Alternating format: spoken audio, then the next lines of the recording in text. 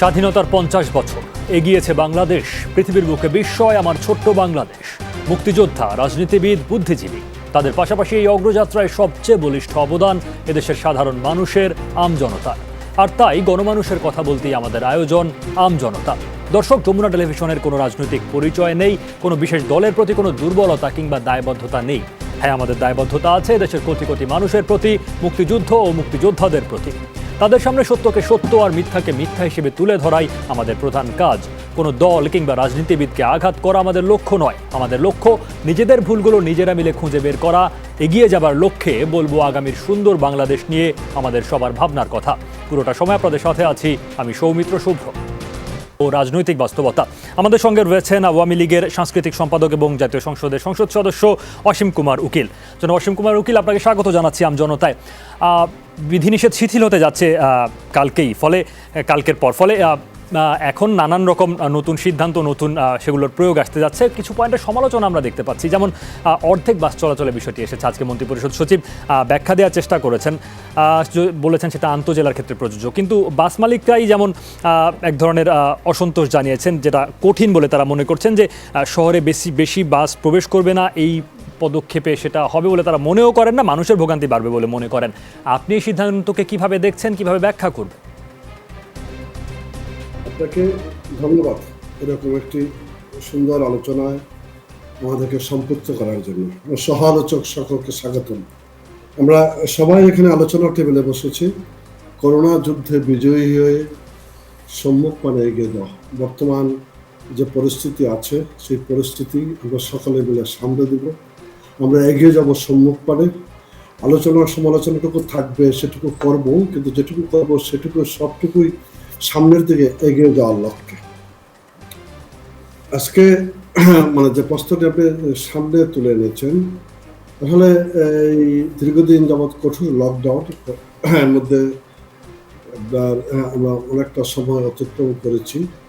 ঈদের ছুটি ছাটাও ছিল, এগুলি মিলে একটা সময় অতিক্রম করেছি। আমাদের বিবেচনাটা সবসময় ছিল গার্মেন্টস, আমাদের বৈদেশিক মুদ্রা অর্জনকারী অর্থকরী যে সেক্টরটা, সেই সেক্টরটা হলো গার্মেন্টস। যে গার্মেন্টসের মূল অর্ডার এবং চালানগুলি হয় এই সময়গুলি এই সেপ্টেম্বর অক্টোবর মাসে, কারণ সারা পৃথিবীর যে মার্কেট সেটা বড়দিনের উৎসব থেকে শুরু করে হ্যাপি নিউ ইয়ার পর্যন্ত, 25শে ডিসেম্বর থেকে 1 জানুয়ারি পর্যন্ত সেই জায়গাগুলি আমাদের বিবেচনা রাখতে হয়েছে, জীবন জীবিকার বিষয়গুলি বিবেচনা রাখতে হয়েছে। আমরা এগিয়ে যাচ্ছি, কখনো খুব কঠোর লকডাউন, কখনো শিথিল করেছি। আপনি সুনির্দিষ্টভাবে যেটা পরিবহন সেক্টরের কথা বলেছেন, এগুলো দেখেন, মানে একটা হলো যে মালিক শ্রমিক এদের একটা বিষয় থাকে, এরা খুব স্বাভাবিকভাবেই স্বাভাবিক দিনগুলোতে যেভাবে তারা পরিবহনগুলি চালানোর চেষ্টা করেছে সেটুকুই তারা চায়, এটুকু করতে বলেই তাদের শতভাগ সন্তুষ্টি থাকে। কিন্তু একটি সেক্টরকে শতভাগ সন্তুষ্ট করার সুযোগ এরকম সময় আছে বলে মনে হয় না, ফলে একটা সমালোচনা থেকেই যায়। তো আমি বিশ্বাস করি সবকিছু মাথায় রেখে আমরা করলেন, কিন্তু অর্ধেক বাস যদি চলে, জনাব অসীম কুমার উকিল, অর্ধেক শ্রমিক তো বসে থাকবেন। আর তাছাড়া ব্যাপার হচ্ছে বাকি সব অফিস আদালত সবকিছু খোলা, সব মানুষ বেরোবেন। অর্ধেক বাস থাকলে বাড়তি যেই মানুষগুলো রয়েছেন এই পরিবহনগুলোর উপর চাপ আরো বাড়বে না? না, মানে বাস যখন বন্ধই ছিল তখন সবকিছু আমরা চলার চেষ্টা করেছি না। অর্ধেক বাস চলে, হ্যাঁ আমি তো বলেছি যে একেবারেই স্বাভাবিক জীবনে স্বাভাবিক নিয়ম মতো চলতে পারলে ভালো হয়, এ ব্যাপারে দ্বিমতের কোনো অবকাশ নেই। কিন্তু সেই সুযোগটা কর্তৃপক্ষ তাদের আলাপ আলোচনা করে এটা একটা সিদ্ধান্ত নিয়েছে যে এটা এখনই সময় আসেনি বলে কালকে হবে না বিষয়টা, কিন্তু তা না। আলোচনার টেবিলে আসছে, আলাপ আলোচনা চলবে, সামগ্রিকভাবে দেশের মানুষের স্বার্থ বিবেচনা করব। করোনা পরিস্থিতিটাও সবাইকে বিবেচনা করতে হবে। কেবলমাত্রই মানে আলোচনার জন্য আলোচনা, সমালোচনার জন্য সমালোচনা, সেই জায়গাটা বসে থাকলে চলবে না। আবার মানুষ যেভাবে বলে যে দোকান খুলে দেন, আমরা সবাই মিলে স্বাস্থ্যবিধি মেনে চলবে। দোকানগুলো খুলে দেওয়ার পরে দোকানের যিনি মালিক কিংবা দোকানের যিনি কর্মচারী তার মুখেও মাস্ক দেখা যায় না। এটা তো নিত্যদিনের কথা। বাসের পরিবহনের ভাড়া বাড়িয়েছে, কারণ যে যতটুকু আসন থাকবে তার অর্ধেকের বেশি নেওয়া যাবে না। কিন্তু প্রথম দিন হয়তো অর্ধেকই চলে, দ্বিতীয় দিন এটা 60-70% হয়ে যায়, সপ্তাহ ঘুরার আগেই শতভাগ পূর্ণ হয়ে যায়, কিন্তু ওই যে ভাড়া যে বেড়েছে আর কি, যারা বাসে উঠছে আর কি, সেই ভাড়াটা কিন্তু আর কমে না। এইগুলি নিয়ে আমরা বিরূপ সমালোচনা করতে চাই না, আলোচনা যেতে চাই। আমি মনে করি যারা এই বিষয়গুলি নিয়ে আলাপ আলোচনা করে সিদ্ধান্ত নিয়েছে, তারা এটা সময় বুঝে সিদ্ধান্ত নিয়েছে। আমি আবার সময়োপযোগী আপনি বলছেন, কিন্তু আরো অনেকগুলো সিদ্ধান্তের ক্ষেত্রে আমরা দেখেছি যে পরে পিছিয়ে আসতে হয়েছে যারা সিদ্ধান্ত নিয়েছেন তাদেরকে। আমি তো বলছি যে আমি কালকে অন্য সিদ্ধান্ত নিতে পারবো না তা না। আমাদের থিওরিটা হলো কি, নেতৃত্বের থিওরিটাই হলো concrete analysis of the concrete situation, বাস্তব অবস্থার বাস্তব বিশ্লেষণ সাপেক্ষে সিদ্ধান্ত নেওয়াটাই নেতৃত্বের কাজ।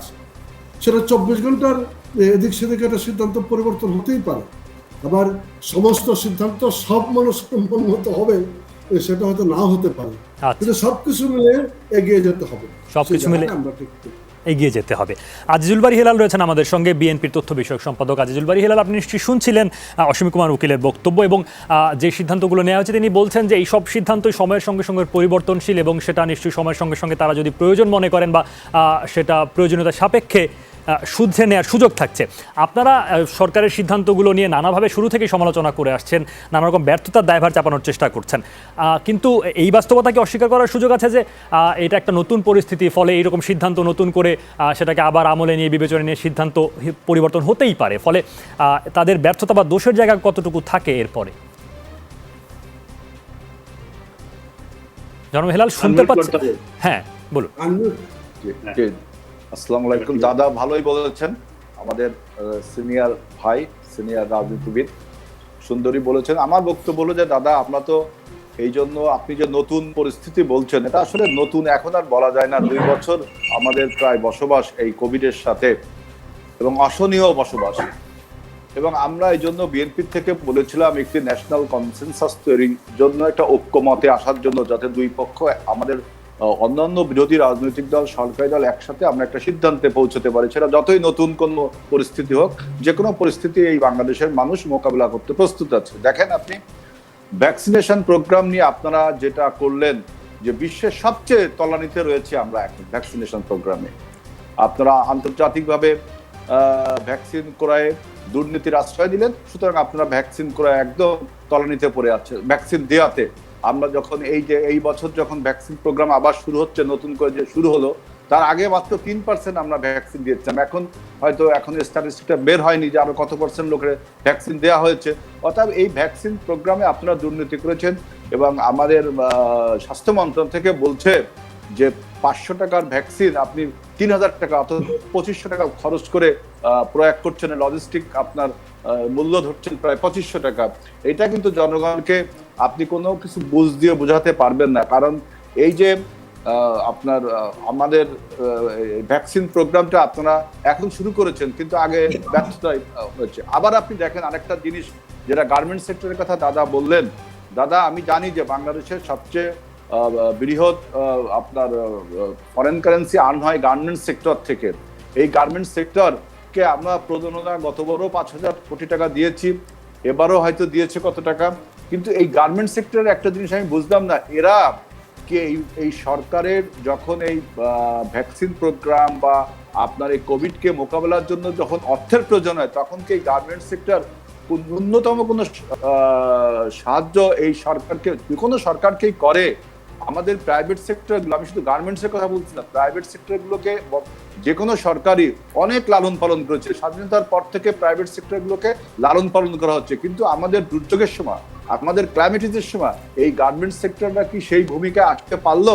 আমরা দেখলাম যে বসুন্ধরার ওইখানে একটা আপনি করলেন 17 কোটি টাকা, কত কোটি টাকা আপনি ব্যয় করলেন, এরকম অনেক টাকা আপনি ব্যয় করলেন, কিন্তু সেই সমস্ত প্রাইভেট সেক্টরগুলো আমাদেরকে বাংলাদেশ গভর্নমেন্টকে কখনোই সাহায্য করতে পারে না। অর্থ গার্মেন্ট সেক্টরগুলো কিন্তু আমরা প্রণোদনা দিয়েই যাচ্ছি। এই যে স্টিমুলেশন প্যাকেজের কথা সরকার যে বলে, তার রিজার্ভের পরিমাণ বাড়ছে। এখন এই সবগুলো বিষয়কে আজিজুল বারী হেলাল, আজকে যেমন আওয়ামী লীগের সাধারণ সম্পাদক বলছেন, আপনারা জনগণের এই গণটিকাদানের ব্যাপক সাড়া দেখে এক ধরনের হতাশ হয়ে পড়েছেন, এবং সেই কারণে আপনারা কোট আনকোট আবল তাবল বকছেন, এবং আপনাদের গণহতাশার বহিঃপ্রকাশ বলে মনে করছেন তারা। আপনারা হতাশ কি না আদৌ? না, জনগণের সারা তো আপনার সরকারের ক্রেডিট না, জনগণ তো ভ্যাকসিন প্রয়োজন, এটা তো একটা অপরিহার্য ব্যাপার মানুষের জন্য এই ভ্যাকসিন তো সবাই দিতে চায়, সরকার ব্যর্থ এই ভ্যাকসিন জনগণের কাছে প্রদান করতে। আমি সেইটা কথা বলছি। আপনি দেখেন এই যে সরকারের যে আপনার এই কোভিডকে মোকাবিলা করবার জন্য সমস্ত ব্যর্থতা ঢাকার জন্য অনেক সময় কিন্তু আমাদের জনগণের অ্যাটেনশনকে ডাইভার্ট করা হচ্ছে। আপনি দেখেন এই যে বিভিন্ন নায়িকাদের বিভিন্ন মানুষদেরকে ধরে এনে টেলিভিশনে যেভাবে অসংস্কৃত এবং অসংস্কৃতি ভাবে অভদ্র অশিষ্ট ভাবে উপস্থাপনা করা হচ্ছে, এইটা কি আপনার সাংবাদিকতা আপনার গণমাধ্যমের বলেন আর সরকারের কাজেই বলেন, এটা কোনো মানদণ্ড হলো যে একটা মানুষকে আপনি সামনে দাঁড় করিয়ে তাকে অপমান করছেন, বিভিন্ন রকম অসংস্কৃত কার্যক্রম করছেন? আমি বলতে চাই যে সরকার তার অ্যাটেনশন ডাইভার্ট করবার জন্য বিভিন্ন সময় এই কিসের অ্যাটেনশন ডাইভার্ট, যে কোভিড মোকাবেলা করতে সরকার ব্যর্থ, এই জন্য বিভিন্ন সেটা অ্যাটেনশন ডাইভার্সনের মেকানিজম কিনা সেটা নিয়ে আমরা কথা বলতে চাই, তবে সেটা আরেকটু বিস্তারিত আলোচনা করতে চাই বলে পরবর্তীতে বলতে চাই। তবে আমি শুনছিলাম আজিজুল ভাই হেলালের কথা। এই পর্যায়ে একটু জুনায়েদ সাকির কাছে যেতে চাই, গণসংহতি আন্দোলনের প্রধান সমন্বয়কারী। জুনায়েদ সাকি, আপনি বাকি দুজনের আলোচনা শুনছিলেন, কোনো জায়গায় বিপরীতমুখী বক্তব্য। আপনি বিধিনিষেধ শিথিলের বিষয়টি কেমন দেখছেন এবং এই সংক্রান্ত প্রজ্ঞাপন সংবাদ সেগুলো নিশ্চয়ই আপনার চোখে পড়েছে। করোনা মোকাবেলায় আমরা সঠিক পথেই আছি কিনা আপনার কি মনে হয়?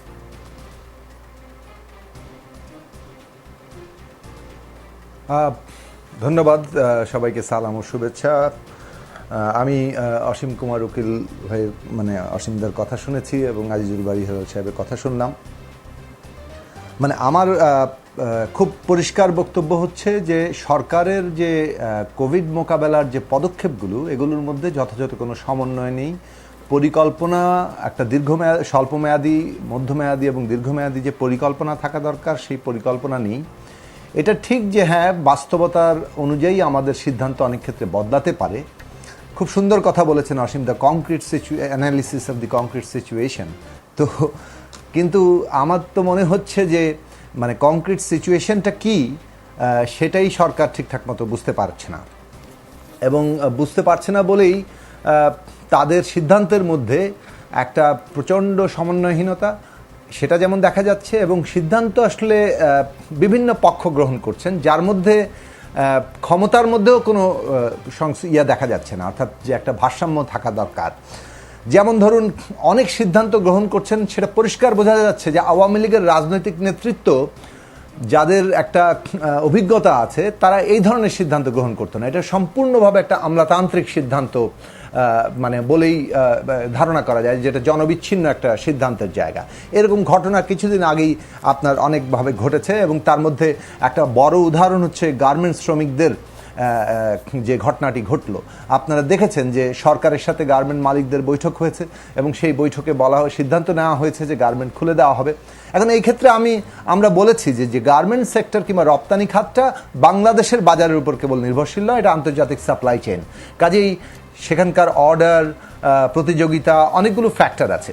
সেক্ষেত্রে যদি উৎপাদন চালু করতে হয়, তাহলে শ্রমিকরা কিভাবে আসবে তার একটা সিদ্ধান্ত গ্রহণ করা দরকার। 2, শ্রমিকদের যদি ওখানে করোনা ছড়িয়ে পড়ে, তাহলে সেটার আরও পরিণতি খারাপ হবে। কাজেই শ্রমিকদেরকে কিভাবে ভ্যাকসিনেশনের আওতায় অগ্রাধিকার ভিত্তিতে আনা যায় সেই ব্যবস্থা করতে হবে।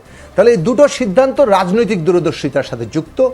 আওয়ামী লীগ নেতৃত্ব থাকলে হয়তো আমরা আশা করতে পারতাম যে তাদের রাজনৈতিক অভিজ্ঞতার কারণে, কিন্তু এটা যে সম্পূর্ণভাবে আমলাতান্ত্রিক সিদ্ধান্ত হয়েছে, যে কোনো শ্রমিকরা কিভাবে আসবে তার ব্যবস্থা না করেই পুরোপুরি সব কিছু সিদ্ধান্ত নিয়ে নেওয়া হলো, এবং মালিকরা বলে দিলেন অথবা তাদের নিচের লোকেরা বলে দিলেন যে তাদেরকে পরের দিনই কাজে যোগ দিতে হবে, এবং তার পরিণতি জনদুর্ভোগের ভয়াবহতা আমরা সবাই জানি।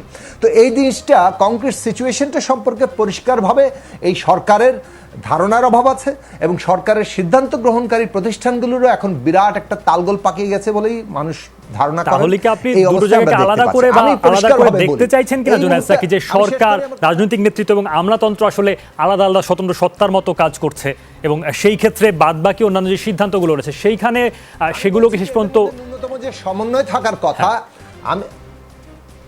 আমার কথাটা শোনেন, সেটা হচ্ছে যে বাংলাদেশে তো রাজনৈতিক প্রক্রিয়া নাই হয়ে গেছে। ফলে এখানে এই সমস্ত যেখানে যাদের যাদের যে সিদ্ধান্ত থাকার কথা এবং যে ধরনের সমন্বয় থাকার কথা সেই সমন্বয়ের অভাব দেখা যাচ্ছে এবং মানে জনবিচ্ছিন্ন শক্তি অথবা ক্ষমতা সিদ্ধান্ত গ্রহণকারীর জায়গায় চলে আসছে এবং যার ফলে এরকম গণবিরোধী অথবা ভয়াবহ পরিণাম নিয়ে আসে এরকম সিদ্ধান্ত আসছে। আমার পরিষ্কার অবস্থান হচ্ছে, আমি মনে করি, আমি জনস্বাস্থ্যবিদদের সাথে আলোচনা করার চেষ্টা করেছি এবং পাবলিক পরিস্থিতির থেকে বাংলাদেশের বর্তমান বাস্তবতা এই 17 মাসে এসে আমাদেরকে এখন জনগণকে রাষ্ট্রশক্তির সমস্তটা কাজে লাগিয়ে এবং জনগণের বিভিন্ন রাজনৈতিক দল, সামাজিক সংগঠন, অন্যান্য অংশকে কাজে লাগিয়ে আমাদেরকে জনগণকে উদ্বুদ্ধ করতে হবে, স্বাস্থ্যবিধি মানতে হবে, মাস্ক পরতে হবে, দূরত্ব বজায় রাখতে হবে, সেটা বাজারে যাই, সেটা বাসে উঠি, সেটা অফিসে যাই, সেটা অন্য যে কোনো কাজ করি।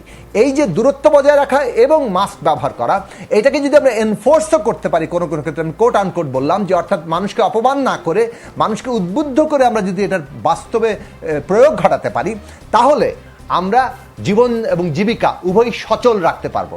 বাস অর্ধেক নামাবেন, এইগুলো হচ্ছে ওই যে কংক্রিট সিচুয়েশন না, অর্থাৎ সিচুয়েশন না বোঝারই আরেকটা পরিণাম। বাস অর্ধেক নামাবেন না, বাস নামান, কিন্তু আপনি যে আগে যে কাজটা করেছিলেন 2 সিটে একজন বসবে এবং প্রত্যেককে মাস্ক পরতে বাধ্য করা হবে, জানলা খোলা থাকবে, নন এসি বাস, এসি বাসও নন এসি করে ফেলার চেষ্টা করা হবে। তাহলে ডাক্তারদের পরামর্শ অনুযায়ী কোভিড সংক্রমণ সর্বনিম্ন জায়গায় থাকার সম্ভাবনা থাকবে। কাজে আমরা দেখা উচিত জীবিকাকে মানুষের বিপর্যয় ঘটিয়ে এবং মৃত্যুহার কোথাও কমানো যাচ্ছে না, কারণ হচ্ছে এগুলো সরকারের পরিকল্পনাহীনতা। চিকিৎসার ক্ষেত্রে তো আমরা বলেছি জেলা উপজেলা পর্যায়ে, গ্রাম পর্যায়ে ছড়িয়ে পড়া এবং সেগুলোকে মোকাবেলা করার জন্য স্বাস্থ্যগত যে প্রস্তুতি, অর্থাৎ পরীক্ষা করা, সেখানে অক্সিজেন। এবং আপনি আরেকটি কথা বলেছেন জোনায়েদ সাকি, সেটা হচ্ছে স্বাস্থ্যমন্ত্রীর অপসারণ দাবি করেছেন আপনি। সরকারের ব্যর্থতার জায়গা। জনাব জোনায়েদ সাকি, যদি স্বাস্থ্যমন্ত্রী অপসারণ আপনি দাবি করে থাকেন, তাহলে কি ব্যাপারটা এমন দাঁড়ায় যে আপনি আমলাতন্ত্রের ব্যর্থতার জন্য একজন রাজনৈতিক নেতৃত্বকে বা নেতাকে অপসারণের কথা বলছেন, অর্থাৎ একজনের দায়ভার আরেকজনকে নিতে বলছেন কিনা? তাহলে না, আমি আপনাকে পরিষ্কার করে বলি, না, আমি বলছি যে স্বাস্থ্য মন্ত্রণালয় স্বাস্থ্যগত যে প্রস্তুতি, চিকিৎসার যে প্রস্তুতি, সেটা নিতে যেমন একদিকে ব্যর্থ হয়েছে, অন্যদিকে প্রবল দুর্নীতির একটা জায়গাতে তারা গিয়েছে। এই করোনা কালেও দুর্নীতির একের পর এক খবর, এমনকি টিকা দেওয়া, 500 টাকায় টিকা কিনে 2,500-3 হাজার টাকা তার খরচ করছেন দেওয়ার কাজে। তার মানে এই যে বিপুল দুর্নীতি, এই কারণে আমরা বলেছি স্বাস্থ্যমন্ত্রীকে দায় নিতে হবে এবং পদত্যাগ করতে হবে, সেটা একটা বিষয়। কিন্তু আমি বলছি যে একদিকে সরকারের এই যে পরিকল্পনা সমন্বয়হীনতা, সেটা গ্রাম পর্যায় থেকে জেলা উপজেলা পর্যায়ে যেমন স্বাস্থ্যগত ব্যর্থতা আছে, অন্যদিকে জীবিকার উপরে মানুষের যে প্রবল চাপ। আজকে ধরুন এই যে প্রাইভেট শিক্ষকরা বেসরকারি শিক্ষা প্রতিষ্ঠানের কি অমানবিক জীবনযাপন করছেন, তাদেরকে কি ধরনের কাজকর্মের মধ্যে আজকে যুক্ত হতে যাচ্ছে শিক্ষকরা শিক্ষকতা ছেড়ে। তো এই যে পুরো পরিস্থিতিটা দায় কার? সরকারের। তো সরকার সেই দায় নিচ্ছে না। আমাদের বক্তব্য হচ্ছে জীবন জীবিকা চালু রাখতে হবে, সচল রাখতে হবে। সেইটা রাখতে হলে আমাদেরকে স্বাস্থ্যবিধি মানার ভিতরে প্রয়োগের জায়গায় যেতে হবে। 11 তারিখ থেকে আমরা ইতিমধ্যে প্রচারণা নেমেছি, আবারও 11 তারিখ থেকে আমরা নিজেরা স্বাস্থ্যবিধি মানার জন্য কারওয়ান বাজারে প্রচারণায় নামবো। আমরা প্রতিদিন প্রচারণা চালিয়ে যাব। কিন্তু আমরা যেটা বলতে চাইছি, সরকারের সমস্ত রাষ্ট্রশক্তিকে কাজে লাগানো দরকার এই মুহূর্তে। কিভাবে আমরা স্বাস্থ্যবিধি মেনে চলতে মানুষকে উদ্বুদ্ধ করতে পারি, অনেক ক্ষেত্রে এটাকে তাদেরকে সচেতনতা বৃদ্ধিতে সোচ্চার হওয়ার ক্ষেত্রে অপমানিত না করে এর যে একটা বাস্তবায়ন, কঠোর বাস্তবায়ন, সেই জায়গায় সরকার যেন ব্যাপকভাবে তার যেই অ্যাপারেটাসগুলো রয়েছে সেগুলোকে কাজে লাগায়। জোনায়েদ সাকি বলছিলেন। ডক্টর মিজানুর রহমান আমাদের সঙ্গে রয়েছেন, ঢাকা বিশ্ববিদ্যালয়ের অধ্যাপক। ডক্টর মিজানুর রহমান, আপনি বাকিদের আলোচনা শুনছিলেন এবং আলোচনা শুরুর দিকে সিদ্ধান্ত গ্রহণের জায়গা থেকে এখন যেখানে এসে ঠেকেছে সেটা হচ্ছে আমলা নির্ভরতা এই কোভিড মহামারী মোকাবেলায় সরকারের সাফল্য ব্যর্থতা নির্ধারণ করে দিচ্ছে কিনা। আজ বিএনপি মহাসচিব এ ব্যাপারে কথা বলেছেন যে আমলা নির্ভরতার কারণেই মহামারী মোকাবেলায় সরকার ব্যর্থ হচ্ছে। এর আগে আপনি মনে করে দেখুন, মাস দেড়েক আগে আওয়ামী লীগের সংসদ সদস্য, আওয়ামী লীগের সিনিয়র নেতা তোফায়েল আহমেদ আমলা নির্ভরতা নিয়ে একজন উষ্মা প্রকাশ করেছিলেন। অনেক জনপ্রতিনিধির একই রকম কথা বলেছেন প্রায়। এখন আপনার কি মনে হয় যে আমলা নির্ভরতার কারণেই কি সরকার করোনা ব্যবস্থাপনায় পিছিয়ে যাচ্ছে? আচ্ছা, ধন্যবাদ। আমাদের আজকে যে 3 জন, মানে আমি বলবো প্রতিশ্রুতিশীল 3 জন রাজনীতিবিদ, তাদেরকে এখন আর কম বয়সী বলা যাবে না, মধ্য বয়সী বলবো। তো তারা 3 জনেই তাদের অবস্থান থেকে ব্যাখ্যা করেছে। আমি জোনায়েদ সাকিকে যেখানে শেষ করলো সেটাই আমাদের স্বাস্থ্যবিধি মানার যে ব্যাপারটা, সেটাই আমাদের সবচেয়ে বেশি গুরুত্ব দিতে হবে এটা। তবে এখানে যে বিশৃঙ্খলাগুলো আপনি বলতে পারছেন যে অনেক রকমের অনিয়ম বা যেটাকে বলা হয় ম্যানেজমেন্টের প্রবলেম। সমন্বয়হীনতা, সিদ্ধান্তহীনতা, এই শব্দগুলো ওনারা ব্যবহার করেছেন। হ্যাঁ, আমি যেটা বলছি প্রথম হচ্ছে এই যে এটা একটা ভুল সিদ্ধান্ত। বাসের সংখ্যা বরং ডাবল করতে পারলে ভালো। যত বাস আছে সব বাসকে নামাতে পারলে স্বাস্থ্যবিধি মানা সম্ভব হবে। কারণ বাসের মধ্যে একটা সিট খালি রেখে যেটা, এটাও একটা সিদ্ধান্ত ছিল, ভুল সিদ্ধান্ত। কারণ বাসের মধ্যে একটা সিট খালি রাখলে 3 ফুট দূরত্ব যেটা, এটা বজায় থাকে না। এটা আমি শুরুতে বলছিলাম, মাঝখান থেকে অতিরিক্ত ভাড়া দেওয়া ছাড়া কোনো লাভ হয়নি, আর এটা মেনটেন করা সম্ভব না। আর অর্ধেক বাস চালাবেন সেটাও পারবেন না, কারণ কে বাসের খবর রাখবে, কত মালিক, কত সমিতি, কোন দিক দিয়ে কোন বাস চালাবে, এটা সম্ভব না। আমি বাস বেশি হলে ভিড় কম হবে। আর হেলাল যেখানে বলছিল, আমাদের তরুণ বলবো আজিজুল বারী হেলাল, সে ভ্যাকসিনের দুর্নীতি, আমি জানি না ভ্যাকসিনের দুর্নীতি কেনার সময় কোথাও দুর্নীতির কথা আমি শুনিনি, কিন্তু যেটা হচ্ছে, যেটা বারবার আসতেছে যে 5,500 টাকার ভ্যাকসিন 3,000 টাকা, এইটা মনে হয় আমার সম্ভবত ভ্যাকসিনের গুরুত্বটাকে বোঝাতে গিয়ে, অর্থাৎ ভ্যাকসিনটা যাতে কেউ হেলাফেলা না করে, সেই জন্য একটা বোধহয় স্বাস্থ্য মন্ত্রণালয় একটা বিজ্ঞপ্তি দিয়েছিল, সেখানে বোধহয় 2,500 3,000 টাকা। তো সেই ক্ষেত্রে আমরা যে টিকাগুলো কিনছি সেগুলো ভারত থেকে যেটা, এটা $4-5, আর এখন হয়তো চায়না থেকে যেটা, এটা তো দাম বলা যাবে না, তবু এটা $8-10 কাছাকাছি। কিন্তু আমাদের অন্যান্য জায়গা থেকে যে টিকাগুলো পাচ্ছি, এগুলো কোনোটা $80 পর্যন্ত আছে। মডার্নার টিকা, ফাইজারের টিকা, একটা টিকার দামই, কারণ আপনি এটা ফ্রি যদি পেয়েও থাকেন, কিন্তু এটা তো একটা মূল্য আছে। সেই মূল্য হিসাব করলে কিন্তু, আর এটার খরচ, এই দেয়ার খরচ, এর সাথে এস্টাবলিশমেন্ট, ডাক্তার, অন্যান্য খরচ যোগ করে আসলে টিকাটা যে গুরুত্বপূর্ণ, একটা দামি জিনিস, সেটা বোঝানোর জন্য হয়তো এটার ব্যাখ্যা আরো ভালো দিতে পারতো স্বাস্থ্য মন্ত্রণালয় সেটা।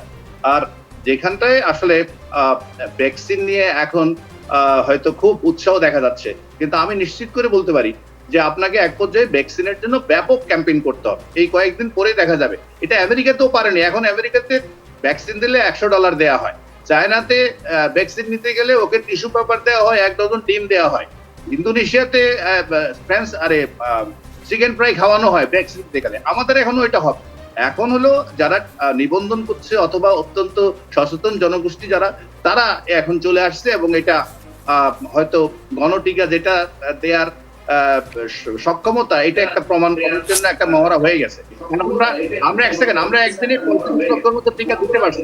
তার মানে দাঁড়াচ্ছে, আমরা যদি সেন্টারের সংখ্যা বাড়াই, সেন্টারের সংখ্যা বাড়ালে এই একদিনে 1 কোটি টিকা দেওয়া সম্ভব। অর্থাৎ আমরা যদি টিকার সাপ্লাই সেটটা মেনটেন করতে পারি, তাইলে আমাদের পক্ষে 20-25 1 মাসের মধ্যে আমাদের যে টার্গেট, এটা অ্যাচিভ করা সম্ভব। এটা কিন্তু পরশুদিন প্রমাণিত হয়েছে বাংলাদেশে, যে একদিনে 34 লক্ষ টিকা দেওয়া। বাংলাদেশে তো সেই টিকা দেওয়ার যে দীর্ঘ ব্যবস্থাপনা, দীর্ঘ ঐতিহ্য, বিশেষ করে ইপিআই এর যে কার্যক্রম, সেইখানে সেগুলো তো আসলে এটার একটা নিশ্চয়তা দেয় একরকম করে, যে বাংলাদেশে এই অভিজ্ঞতা আছে, এইরকম একটা সাপ্লাই চেইন বা এরকম একটা চেইন আমরা মেনটেন করছি অনেকদিন ধরে।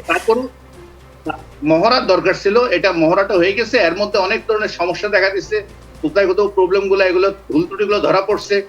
আপনি কি SMS পেয়ে আসবেন নাকি SMS তারাই চলে আসবেন, এগুলো বিভিন্ন বিভ্রান্তি ছিল।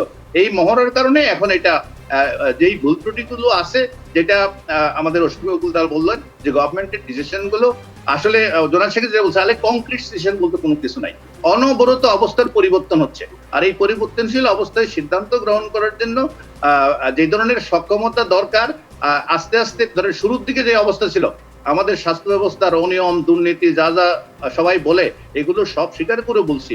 শুরুতে এটার যে অবস্থা ছিল, যে এটার টেস্ট করার ক্ষমতা, এটার তার চেয়ে এখন পরিস্থিতি খানিকটা হলো উন্নত হয়েছে বা উত্তরণ হয়েছে বলে আপনি মনে করছেন। কিন্তু এইসবের পরও যেটি প্রশ্ন থেকে যাচ্ছে বাকি সবার কথা থেকে, সেটা হচ্ছে অন্তত আজিজুল বারী হেলাল এবং জোনায়েদ সাকির কথা থেকে, যে সরকার সিচুয়েশন বুঝতে পারছে না, এমনটি তারা বলছেন। বিশেষ করে জোনায়েদ সাকির আলাদা করে বলেছেন যে এই সিদ্ধান্তগুলো আমলারা নিচ্ছেন, বা যারা সরাসরি জনগণের সঙ্গে সম্পৃক্ত নন তারা নিচ্ছেন, ফলে সিদ্ধান্তগুলো জনবান্ধব হচ্ছে না শেষ পর্যন্ত। না, এখন তো টিকা কর্মসূচি থেকে তো জনগণ সম্পৃক্ত ভালোভাবে হয়েছে।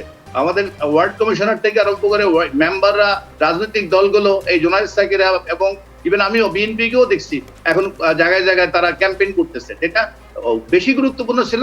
আরো আগের থেকে যদি আমরা মাস করার ব্যাপারে এই ক্যাম্পেইনটা সব রাজনৈতিক দল যেটাকে সেটা রাজনৈতিক দলগুলো করছে জনাব মিজানুর রহমান, কিন্তু আপনার কাছে জানতে চেয়েছি মূলত ওই জায়গা থেকে যে এই যে আমলাতন্ত্রের কথা বারংবার বলা হচ্ছে যে সেটা রাজনীতিকে ছাপিয়ে যাচ্ছে কোথাও কোথাও, এটাকে আপনি শঙ্কার মনে করেন কিনা বা আদৌ এটাকে যৌক্তিক মনে করেন কিনা এই অভিযোগ? আমি একটা পয়েন্ট যুক্ত করতে চাই। মানে সরকার, আমি একটা পয়েন্ট যুক্ত করতে চাই। সরকারের উপরে কোনো সৌমিত্র, আমি একটা পয়েন্ট যুক্ত করতে চাই। জনাব মিজানুর রহমান, যদি আপনি একটু সময় দেন, জোনায়েদ স্যার কি আপনার কথার প্রেক্ষিতে কোনো একটা পয়েন্ট যুক্ত করতে চান? তার কথাটা শুনে আমরা আপনার কথাই শুনতে চাই আবারও। জোনায়েদ স্যারকে আপনি বলুন সংক্ষেপে। আচ্ছা, আমি যে কথাটা বলতে চাইছিলাম এর আগে সময়ের অভাবে বলা হয়নি, সেটা হচ্ছে যে এই মুহূর্তে তো একটা তো আমাদের স্বাস্থ্যবিধি, আর একটা গুরুত্বপূর্ণ জায়গা হচ্ছে টিকা দেওয়া। এখন আপনি বলছেন যে টিকা দেওয়া শুরু হয়ে গেছে, গণটিকা দেওয়া শুরু হয়েছে, এবং আওয়ামী লীগের সাধারণ সম্পাদক ওবায়দুল কাদের বিরোধী দলকে নিয়ে হাসি ঠাট্টা করছেন, কিন্তু বাস্তব অবস্থা হচ্ছে এই যে আপনি টিকার যত রেজিস্ট্রেশন করা হচ্ছে তার তুলনায় সরকারের হাতে টিকার মজুদ অত্যন্ত কম, এবং এইটা এমন সময় ঘটছে যখন জনাব মিজানুর রহমান যিনি বললেন, অধ্যাপক মিজানুর রহমান, যে মডার্নার টিকা অথবা ফাইজারের টিকা আমরা $50 $80 দিয়ে কিনছি, অথচ বাংলাদেশ সরকারের কাছে প্রস্তাব আছে $7.5 স্পুটনিক 2 কোটি 3 কোটি অতি দ্রুত আগামী 3 মাসের মধ্যে, 1 সপ্তাহ থেকে 3 মাসের মধ্যে সরবরাহ করা এবং ঢাকা এয়ারপোর্টে সেটা নামিয়ে দিয়ে যাওয়া। সুতরাং এই তথ্য থাকার পরও আমরা দেখছি বিশেষ স্বার্থান্বেষী মহল এবং নানা ধরনের শক্তির কারণে বাংলাদেশ সরকার জনগণের পক্ষে সিদ্ধান্ত গ্রহণ করতে পারছেন না। তারা বিভিন্ন রকম স্বার্থান্বেষী শক্তির নিয়ন্ত্রণে থাকার ফলে এইরকম প্রস্তাব আছে, অথচ আমরা টিকার ক্ষেত্রে এই স্বচ্ছতাটা দেখছি না। ফলে সরকারের হাতে পর্যাপ্ত টিকার মজুদ না থাকলে ভ্যাকসিনেশন প্রোগ্রাম, যেটা এই মুহূর্তে অগ্রগণ্য এক শ্রমিকদের আর ছাত্রদের, সেটা কিভাবে হবে, তার মধ্যে দিয়ে সমস্ত জীবন জীবিকা সচল করা, সেইটা কার্যত ব্যর্থ হবে। বুঝতে পেরেছি আপনার প্রশ্ন। জনাব মিজানুর রহমান, আপনি নিশ্চয়ই আপনার যে বক্তব্য রয়েছে সেটা শুনতে চাই, এবং এর সঙ্গে আমি স্পুটনিকের $7.5 প্রস্তাবটা কোথায় দিয়েছে, কাকে দিয়েছে আমি জানি না, তবে এটা স্পুটনিক বাংলাদেশে একটা এজেন্সির মাধ্যমে দিতে হবে, যেটা সিরাম ইনস্টিটিউটের সময় যখন ভ্যাকসিনগুলোকে নেওয়া হয়েছিল এজেন্ট হিসাবে, তখন আমরা কিন্তু সবাই এটার সমালোচনা শুনেছিলাম। কিন্তু একইভাবে এখন আরেকটা ব্যবসায়িক প্রতিষ্ঠান অথবা তাদের মাধ্যমে এটা আনার জন্য প্রস্তাব আসছে, এরকম পত্রিকায় দেখেছি, আমি জানি না সরকারের স্ট্যান্ডটা কি। কিন্তু আমি যেটা বলছি, আপনাকে টিকার এখন যে পর্যাপ্ততা, এটা আমার মনে হচ্ছে আর কি এই 15 তারিখের মধ্যে আরো 50 লাখ টিকা চলে আসবে, এবং আগামী মাসের লাগাত আরো 2-2.5 কোটি বা সেপ্টেম্বর টিকার কোনো সরবরাহ আমার মনে হয় না। এখন যে অবস্থায় আসছে, এটা আমাদের এই কর্মসূচি অব্যাহত রাখছে। কিন্তু আমি আবার বলছি, এই টিকা আপনাকে শতভাগ তো সুরক্ষা দিচ্ছে না। আমাদের যেই আন্দোলনটা সবচেয়ে বেশি করা উচিত, যে এখন আমাদের জনপ্রতিনিধি, রাজনীতিবিদ, ছাত্র, শিক্ষক, এখন যেটা হয়েছে স্কাউট, ভলান্টিয়ার্স এবং রেড ক্রিসেন্ট সবাই মিলে এই টিকা দেওয়ার ব্যাপারে যেভাবে মানুষকে উদ্যোগ করে নিয়ে আসলো, ঠিক একইভাবে তাদেরকে ডোর টু ডোর এই মাস্কের ক্যাম্পেইনটা করতে হবে, কারণ টিকা দিয়ে জনাব মিজানুর রহমান, একেবারে সংক্ষেপে আমরা আমি যেই প্রশ্নটি করেছেন সেখান থেকে বেশ খানিকটা সরেও এসেছি, আমলাতন্ত্র নিয়ে আপনার কিছু বলবার আছে কিনা কয়েক লাইন? এটা যারা বলে যে ওই রাজনীতিবিদদেরকে কেন যদি বেশি সম্পৃক্ত করানো হয় না, এদের উদ্দেশ্য কিন্তু শুধু রাজনীতিবিদদের জন্য দরদ দেখাচ্ছে তা না, এটা হচ্ছে আওয়ামী লীগের লোকরা ইনভলভ হবে এবং জায়গায় জায়গায় কিছু চুরি বাটপারি হবে, রিলিফ চুরি হবে। এর আগের বা চেয়ারম্যান মেম্বাররা যেটা করছিল, এইটা সমালোচনা করার জন্য ওরা একটা পয়েন্ট চাচ্ছে। ওরা যে রাজনীতিবিদদেরকে স্বীকার করে নিচ্ছে যে আওয়ামী লীগের নেতৃবৃন্দ চুরি বাটপারি করে, স্বীকার করে নিচ্ছে। উনি তো ইলেকশন করে আসেন না, এগুলো বলবেন। অতএব এত দরদ আমার মনে হয় মিজান স্যার, আপনি কি আজিল ভাই হেলাল, আপনার প্রশ্নটি আমরা পেয়েছি, আপনি যে প্রশ্নটি করেছেন সেই প্রশ্নটি আমি বরং অসীম কুমার উকিলের কাছে রাখতে চাই। জনাব অসীম কুমার উকিল, চুরি বাটপারি করে না আজিল ভাই হেলাল, এই প্রশ্নের উত্তর আমরা অসীম কুমার উকিলের কাছ থেকেও নিতে পারি। জনাব মিজানুর রহমান, জি এক সেকেন্ড। স্থানীয় জনপ্রতিনিধিদের মধ্যে গতবার যখন চাল ডাল এগুলো যখন বিতরণ করা হচ্ছিল, তখন মানে স্থানীয় প্রতিনিধিদের একটা ক্ষুদ্র অংশ এগুলো করেছিল এবং সমালোচনা হয়েছিল যে এরা হলো আওয়ামী লীগের মেম্বার, চেয়ারম্যান। ওই এইটা বলার জন্য তারা এখনো উৎপাইতে আছে, এইটাই উদ্দেশ্য। মূল উদ্দেশ্য কিন্তু ওদেরকে সংশ্লিষ্ট করা না, সমালোচনা করা। জনাব অসীম কুমার উকিল, আপনার কাছে ওই প্রশ্নটা দিয়ে শুরু করতে চাই, সেটা হচ্ছে গিয়ে যে আপনার দলের সিনিয়র নেতারা বলেছেন, বিরোধী দলের নেতারা কয়েকজন বলেছেন যে রাজনীতিবিদদের ওপরে আমলারা প্রভাব বিস্তার করছেন, রাজনীতিবিদরা ম্লান হয়ে যাচ্ছেন। আপনিও তাই মনে করেন কিনা যে রাজনীতিবিদদের ওপর ছড়ি ঘোরানো হচ্ছে কিনা? আপনারও সেই শঙ্কা আছে কিনা? এবং যেই শঙ্কার কথা মিজানুর রহমান বললেন যে একটা সমালোচনার ক্ষেত্র তৈরি করার জন্য, যেহেতু এর আগে প্রণোদনার অর্থ নয় ছয় হয়েছে কোনো কোনো জায়গায়, সমালোচনার ক্ষেত্র তৈরি করার জন্য জনপ্রতিনিধিদের অতখানি সম্পৃক্ত করা হচ্ছে না। আপনার ব্যাখ্যা কি এই ব্যাপারে? আপনার দৃষ্টিভঙ্গি কি তাই? আপনি একটি সুন্দর অনুষ্ঠান আপনি উপস্থাপন করছেন। আপনি উপস্থাপনের শুরুতেই কিছু কথা বলেছিলেন যেগুলি আমার মনে পড়ছে আর কি, যে আমজনতার যেটা দায়বদ্ধতা নিয়ে কথা বলা, দুর্বলতা নিয়ে কথা বলা, নিজেদের ভুলগুলি শুধরে দেওয়া, ধরিয়ে দেওয়া এবং এগিয়ে যাওয়া, সেই বিষয়গুলি নিয়ে একটা সুন্দর আলোচনা হয়। আসলে আলোচনার মাঝখানে কেউ ঢুকে বললে সুন্দর পরিবেশটি থাকে না। সেই পরিবেশটুকু রক্ষা করার জন্য আমি সকলের প্রতি অনুরোধ থাকবে।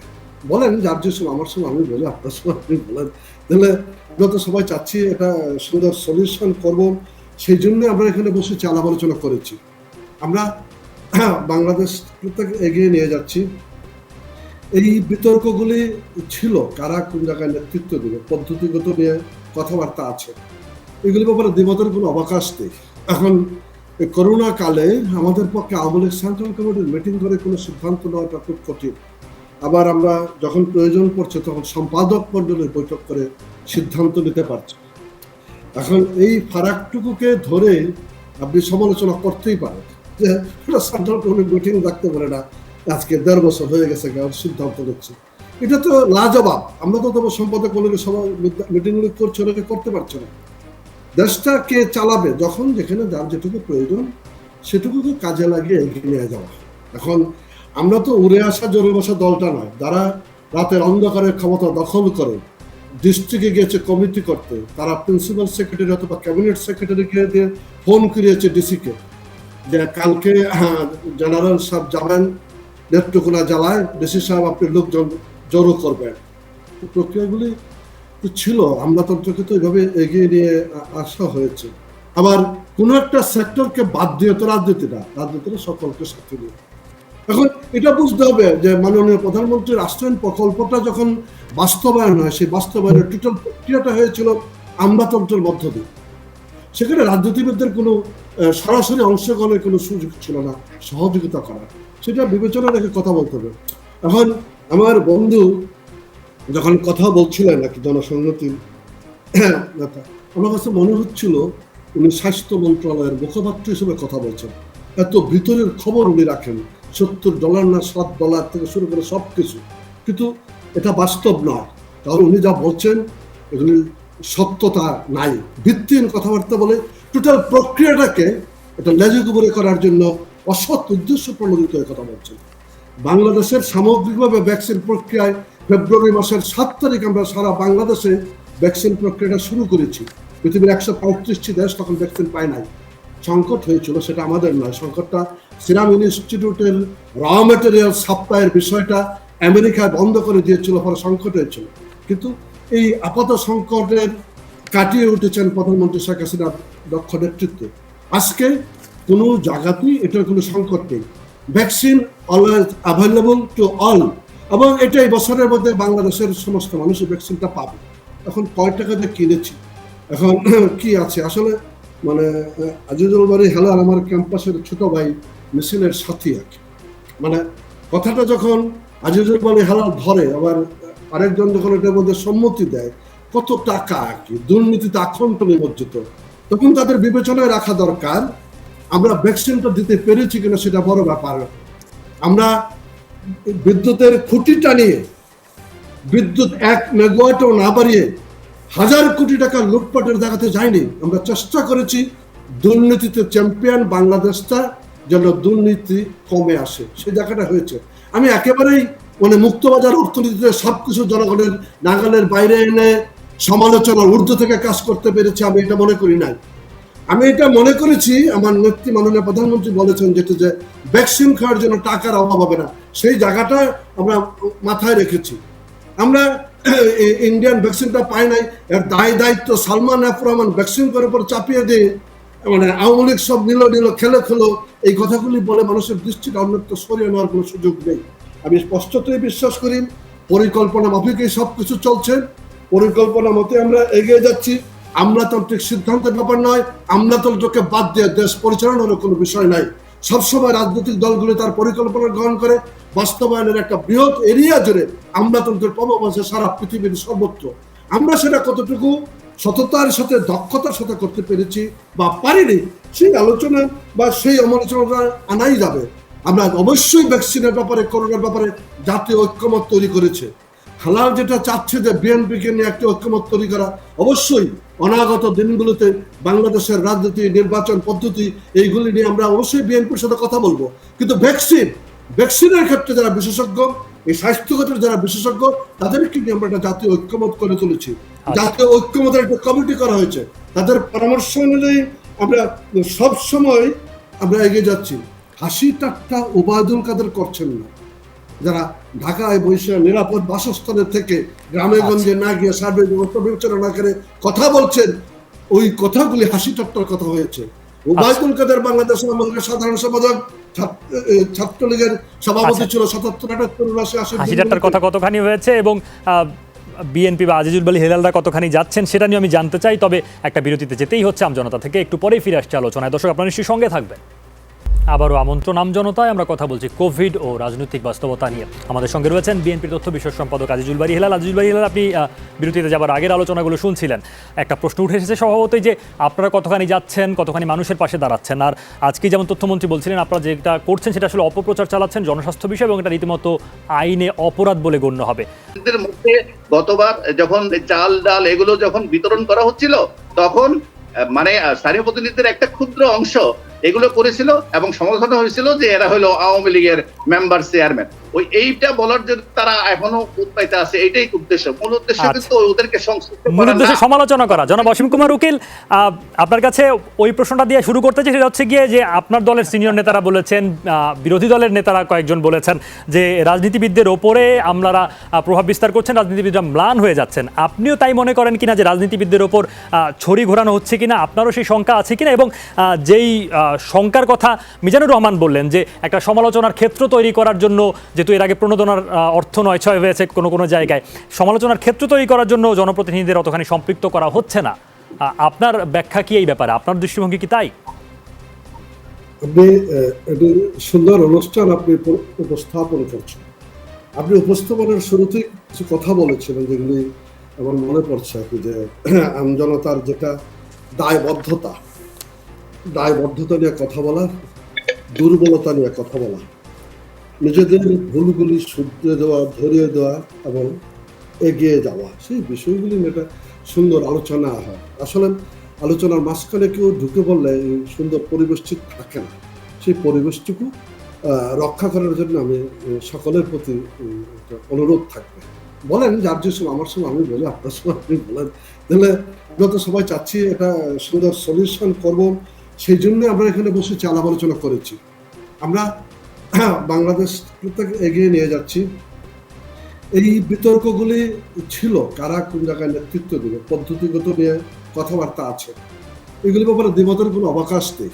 এখন করোনা কালে আমাদের পক্ষে আওয়ামী লীগ সেন্ট্রাল কমিটির মিটিং করে কোনো সিদ্ধান্ত নেওয়াটা খুব কঠিন। আবার আমরা যখন প্রয়োজন পড়ছে তখন সম্পাদক মণ্ডলীর বৈঠক করে সিদ্ধান্ত নিতে পারছি। এখন এই ফারাকটুকুকে ধরে আপনি সমালোচনা করতেই পারেন যে সেন্ট্রাল কমিটির মিটিং রাখতে পারে না, আজকে 1.5 বছর হয়ে গেছে সিদ্ধান্ত নিচ্ছে। এটা তো লাজবাব। আমরা তো তোমার সম্পাদক মণ্ডলীর সবাই মিটিংগুলি করছে, ওনাকে করতে পারছে না। দেশটা কে চালাবে? যখন যেখানে যার যেটুকু প্রয়োজন সেটুকুকে কাজে লাগিয়ে এগিয়ে নিয়ে যাওয়া। এখন আমরা তো উড়ে আসা জোরে বসা দলটা নয়, যারা রাতের অন্ধকারের ক্ষমতা দখল করে ডিস্ট্রিক্টে গিয়েছে কমিটি করতে, তারা প্রিন্সিপাল সেক্রেটারি অথবা ক্যাবিনেট সেক্রেটারিকে দিয়ে ফোন করিয়েছে ডিসিকে যে কালকে জেনারেল সাহেব যাবেন নেত্রকোনা জেলায়, ডিসি সাহেব আপনি লোকজন জড়ো করবেন। প্রক্রিয়াগুলি তো ছিল, আমলাতন্ত্রকে তো এইভাবে এগিয়ে নিয়ে আসা হয়েছে। আবার কোনো একটা সেক্টরকে বাদ দিয়ে তো রাজনীতিটা সকলকে সাথে নিয়ে। এখন এটা বুঝতে হবে যে মাননীয় প্রধানমন্ত্রীর রাষ্ট্রায়ণ প্রকল্পটা যখন বাস্তবায়ন হয়, সেই বাস্তবায়নের টোটাল প্রক্রিয়াটা হয়েছিল আমলাতন্ত্রের মধ্য দিয়ে। সেখানে রাজনীতিবিদদের কোনো সরাসরি অংশগ্রহণের কোনো সুযোগ ছিল না, সহযোগিতা করার। সেটা বিবেচনা রেখে কথা বলতে হবে। এখন আমার বন্ধু যখন কথা বলছিলেন নাকি জনসংহতি, আমার কাছে মনে হচ্ছিল উনি স্বাস্থ্য মন্ত্রণালয়ের মুখপাত্র হিসেবে কথা বলছেন। এত ভিতরের খবর উনি রাখেন, $70 না $7 থেকে শুরু করে সব কিছু, কিন্তু এটা বাস্তব নয়। কারণ উনি যা বলছেন এগুলি সত্যতা নাই, ভিত্তিহীন কথাবার্তা বলে টোটাল প্রক্রিয়াটাকে এটা লেজুগুবরে করার জন্য অসৎ উদ্দেশ্য প্রণোদিত হয়ে কথা বলছেন। বাংলাদেশের সামগ্রিকভাবে ভ্যাকসিন প্রক্রিয়ায় ফেব্রুয়ারি মাসের 7 তারিখ আমরা সারা বাংলাদেশে ভ্যাকসিন প্রক্রিয়াটা শুরু করেছি। পৃথিবীর 135টি দেশ তখন ভ্যাকসিন পায় নাই, সংকট হয়েছিল, সেটা আমাদের নয়। সংকটটা সিরাম ইনস্টিটিউটের র ম্যাটেরিয়াল সাপ্লাইয়ের বিষয়টা আমেরিকায় বন্ধ করে দিয়েছিল, পরে সংকট হয়েছিল। কিন্তু এই আপাত সংকটের কাটিয়ে উঠেছেন প্রধানমন্ত্রী শেখ হাসিনার দক্ষ নেতৃত্বে। আজকে কোনো জায়গাতেই এটার কোনো সংকট নেই, vaccine always available to all, এবং এটাই বছরের মধ্যে বাংলাদেশের সমস্ত মানুষ ভ্যাকসিনটা পাবে। এখন কয় টাকা দিয়ে কিনেছি, এখন কি আছে আসলে, মানে আজিজুল বাড়ি হেলাল আমার ক্যাম্পাসের ছোট ভাই মিছিলের সাথী আর কি। মানে কথাটা যখন আজিজুল বাড়ি হেলাল ধরে, আবার আরেকজন যখন এটার মধ্যে সম্মতি দেয়, কত টাকা আর কি দুর্নীতিতে আক্রান্ত নিমজ্জিত, তখন তাদের বিবেচনায় রাখা দরকার আমরা ভ্যাকসিনটা দিতে পেরেছি কিনা, সেটা বড় ব্যাপার।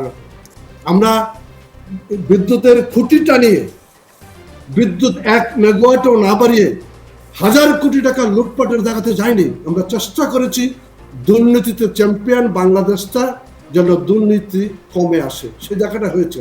আমি একেবারেই মানে মুক্তবাজার অর্থনীতিতে সবকিছু জনগণের নাগালের বাইরে এনে সমালোচনার ঊর্ধ্ব থেকে কাজ করতে পেরেছি, আমি এটা মনে করি নাই। আমি এটা মনে করেছি, আমার নেত্রী মাননীয় প্রধানমন্ত্রী বলেছেন যেটা যে ভ্যাকসিন খাওয়ার জন্য টাকার অভাব হবে না, সেই জায়গাটা আমরা মাথায় রেখেছি। আমরা ইন্ডিয়ান ভ্যাকসিনটা পাই নাই, এর দায়িত্ব সালমান এফ রহমান ভ্যাকসিন করার পর চাপিয়ে দিয়ে মানে আওয়ামী লীগ সব নিল খেলো এই কথাগুলি বলে মানুষের দৃষ্টিটা অন্যত্র সরিয়ে নেওয়ার কোনো সুযোগ নেই। আমি স্পষ্টতই বিশ্বাস করি পরিকল্পনা মাফিকই সবকিছু চলছে, পরিকল্পনা মতে আমরা এগিয়ে যাচ্ছি। আমলাতান্ত্রিক সিদ্ধান্তের ব্যাপার নয়, আমলাতন্ত্রকে বাদ দিয়ে দেশ পরিচালনার কোনো বিষয় নাই। সবসময় রাজনৈতিক দলগুলো তার পরিকল্পনা গ্রহণ করে বাস্তবায়নের একটা বৃহৎ এরিয়া জুড়ে আমলাতন্ত্রের প্রভাব আছে সারা পৃথিবীর সর্বত্র।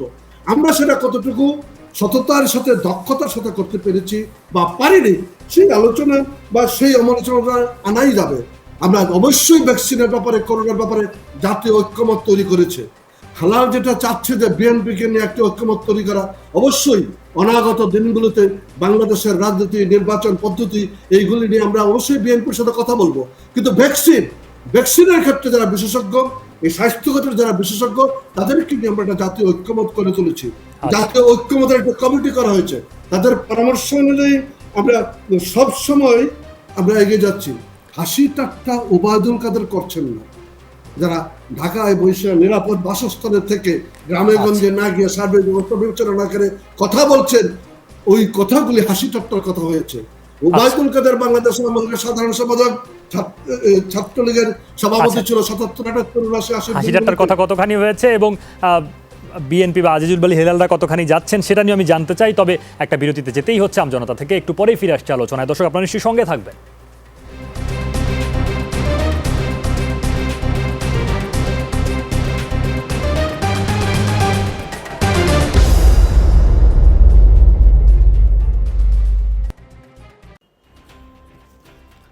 করোনার বিরুদ্ধে আমরা একসাথে লড়ব।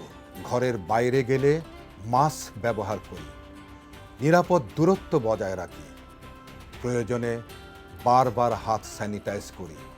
ভালো থাকুন।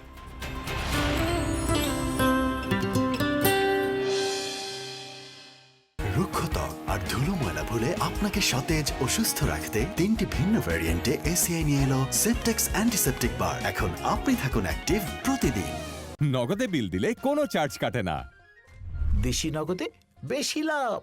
Savlon Twinkle Baby Pen Diaper Wetness Indicator সহ কটনি সফট ডায়াপার UV রশ্মিতে জীবাণুমুক্ত সুগন্ধিযুক্ত টুইঙ্কেল ডায়াপার। ফ্যান্টাস্টিক 4 ফিচার সহ এলো Savlon twinkle baby pan diaper, যা সোনামণিকে রাখে স্বস্তিতে। শুরুটা হোক যত্নে। নগদে বিল দিলে কোনো চার্জ কাটে না। দেশি নগদে বেশি লাভ। বিশ্বব্যাপী লক্ষাধিক মায়ের পরামর্শ প্যারাশুট জাস্ট ফর বেবি। ইয়ে এই গরমে ও এত ফ্রেশ কিভাবে? গরমে শিশুর অস্বস্তি হয়, তাই ওর চাই Parachute just for baby powder. প্যারাশুটের আস্থায় তৈরি, অ্যালার্জি পরীক্ষিত ও 100% নিরাপদ। অতিরিক্ত আর্দ্রতা থেকে রক্ষা করে। নিরাপদ যত্নে মায়েদের পরামর্শ। Parachute just for baby powder. নগদেই পাওয়া যায় দেশের সেরা রিচার্জ অফার। দেশি নগদে বেশি লাভ। নতুন নিহার লাভলি হেয়ার অয়েলের জাদুকরি আরাবিয়ান সুগন্ধি চুলকে রাখে সুরভিত 24 ঘন্টা পর্যন্ত এবং নারিকেল ও ক্যাস্টর অয়েল চুল পড়া কমায়। নিহার লাভলি মাত্র 55 টাকায়। নগদে বিল দিলে কোনো চার্জ কাটে না।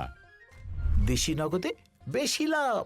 রুক্ষতা আর ধুলো ময়লা ভুলে আপনাকে সতেজ ও সুস্থ রাখতে 3টি ভিন্ন ভ্যারিয়েন্টে এসিআই নিয়ে এলো সেপটেক্স অ্যান্টিসেপটিক বার। এখন আপনি থাকুন অ্যাক্টিভ প্রতিদিন। নজর কাড়া, সিল্কি ও মজবুত চুলের জন্য প্যারাশুট ন্যাচারাল শ্যাম্পু মাত্র 2 টাকায়। সাবান বা সাধারণ হ্যান্ড ওয়াশে হাত হয়ে পড়ে রুক্ষ ও মলিন, তাই ব্যবহার করুন ময়েশ্চারাইজিং পাওয়ার সমৃদ্ধ স্যাভলন অ্যান্টিসেপটিক হ্যান্ড ওয়াশ, যা হাতকে রাখে নরম, কোমল ও জীবাণুমুক্ত। করোনার বিরুদ্ধে আমরা একসাথে লড়ব। ঘরের বাইরে গেলে মাস্ক ব্যবহার করি, নিরাপদ দূরত্ব বজায় রাখি, প্রয়োজনে বারবার হাত স্যানিটাইজ করি। ভালো থাকুন।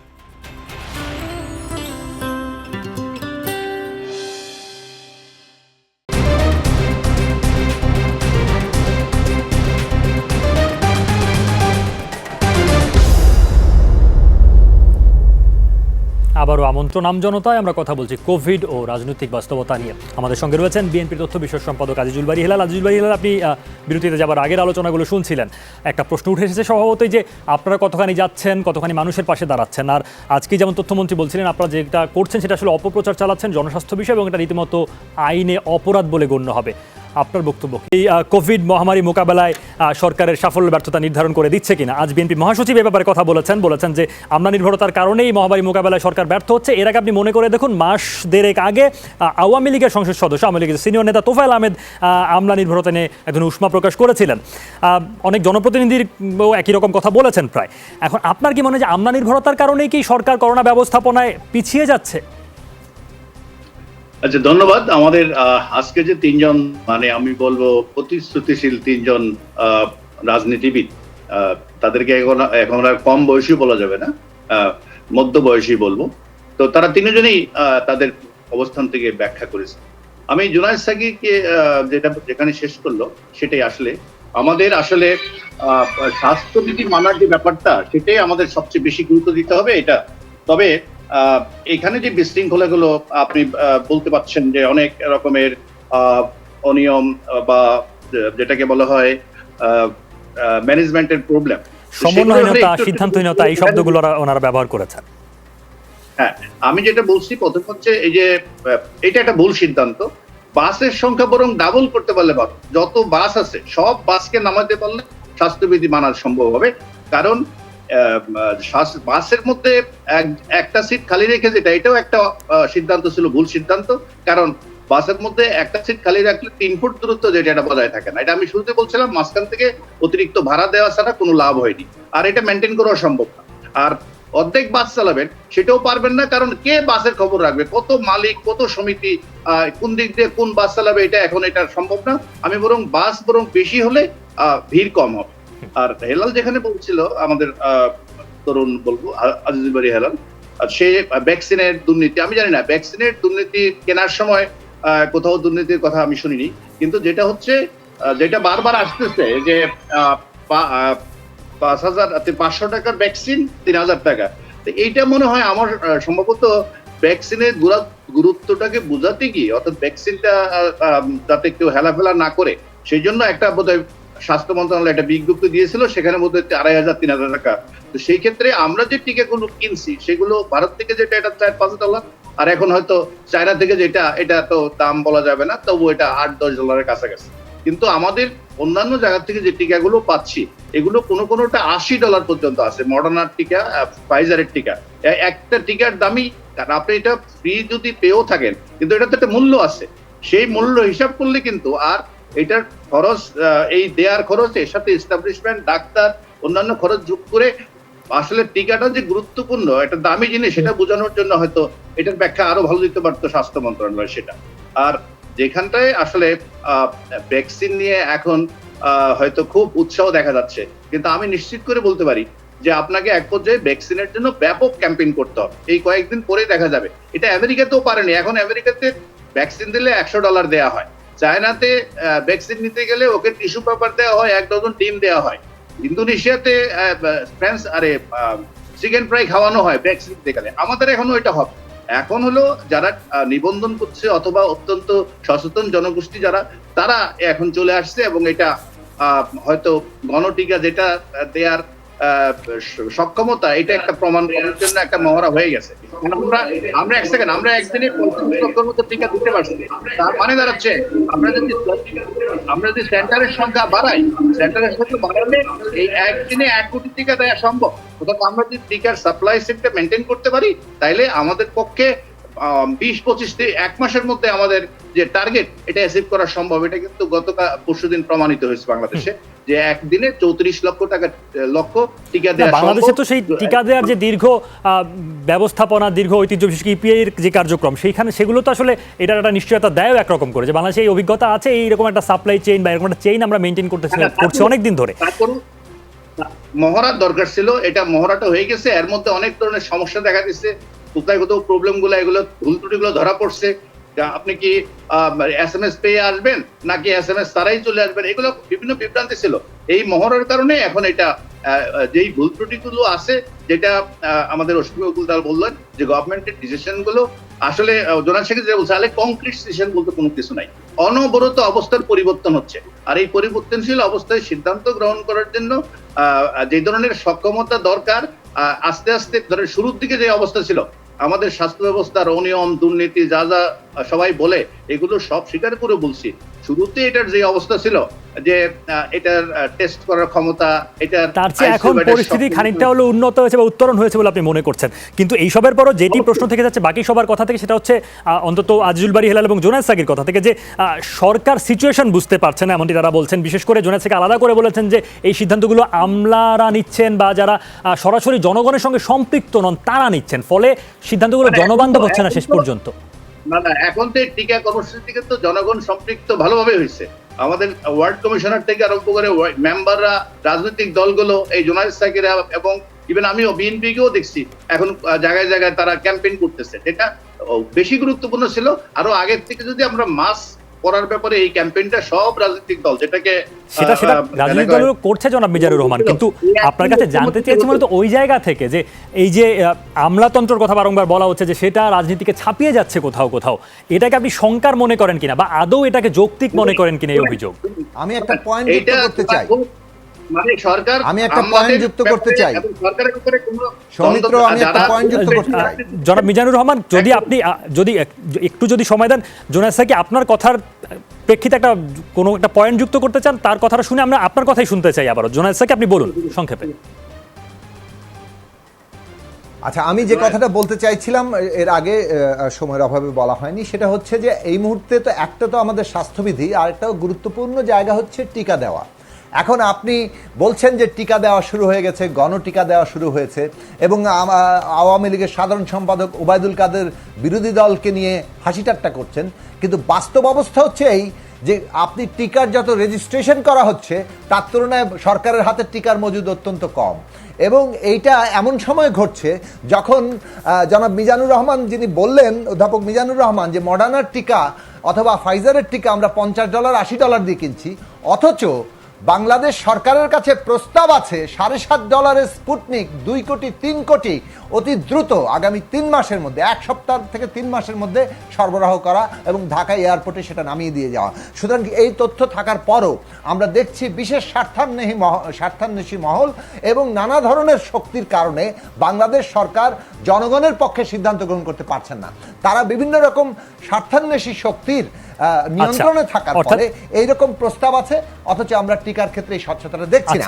ফলে সরকারের হাতে পর্যাপ্ত টিকার মজুদ না থাকলে ভ্যাকসিনেশন প্রোগ্রাম, যেটা এই মুহূর্তে অগ্রগণ্য এক শ্রমিকদের আর ছাত্রদের, সেটা কিভাবে হবে, তার মধ্যে দিয়ে সমস্ত জীবন জীবিকা সচল করা, সেইটা কার্যত ব্যর্থ হবে।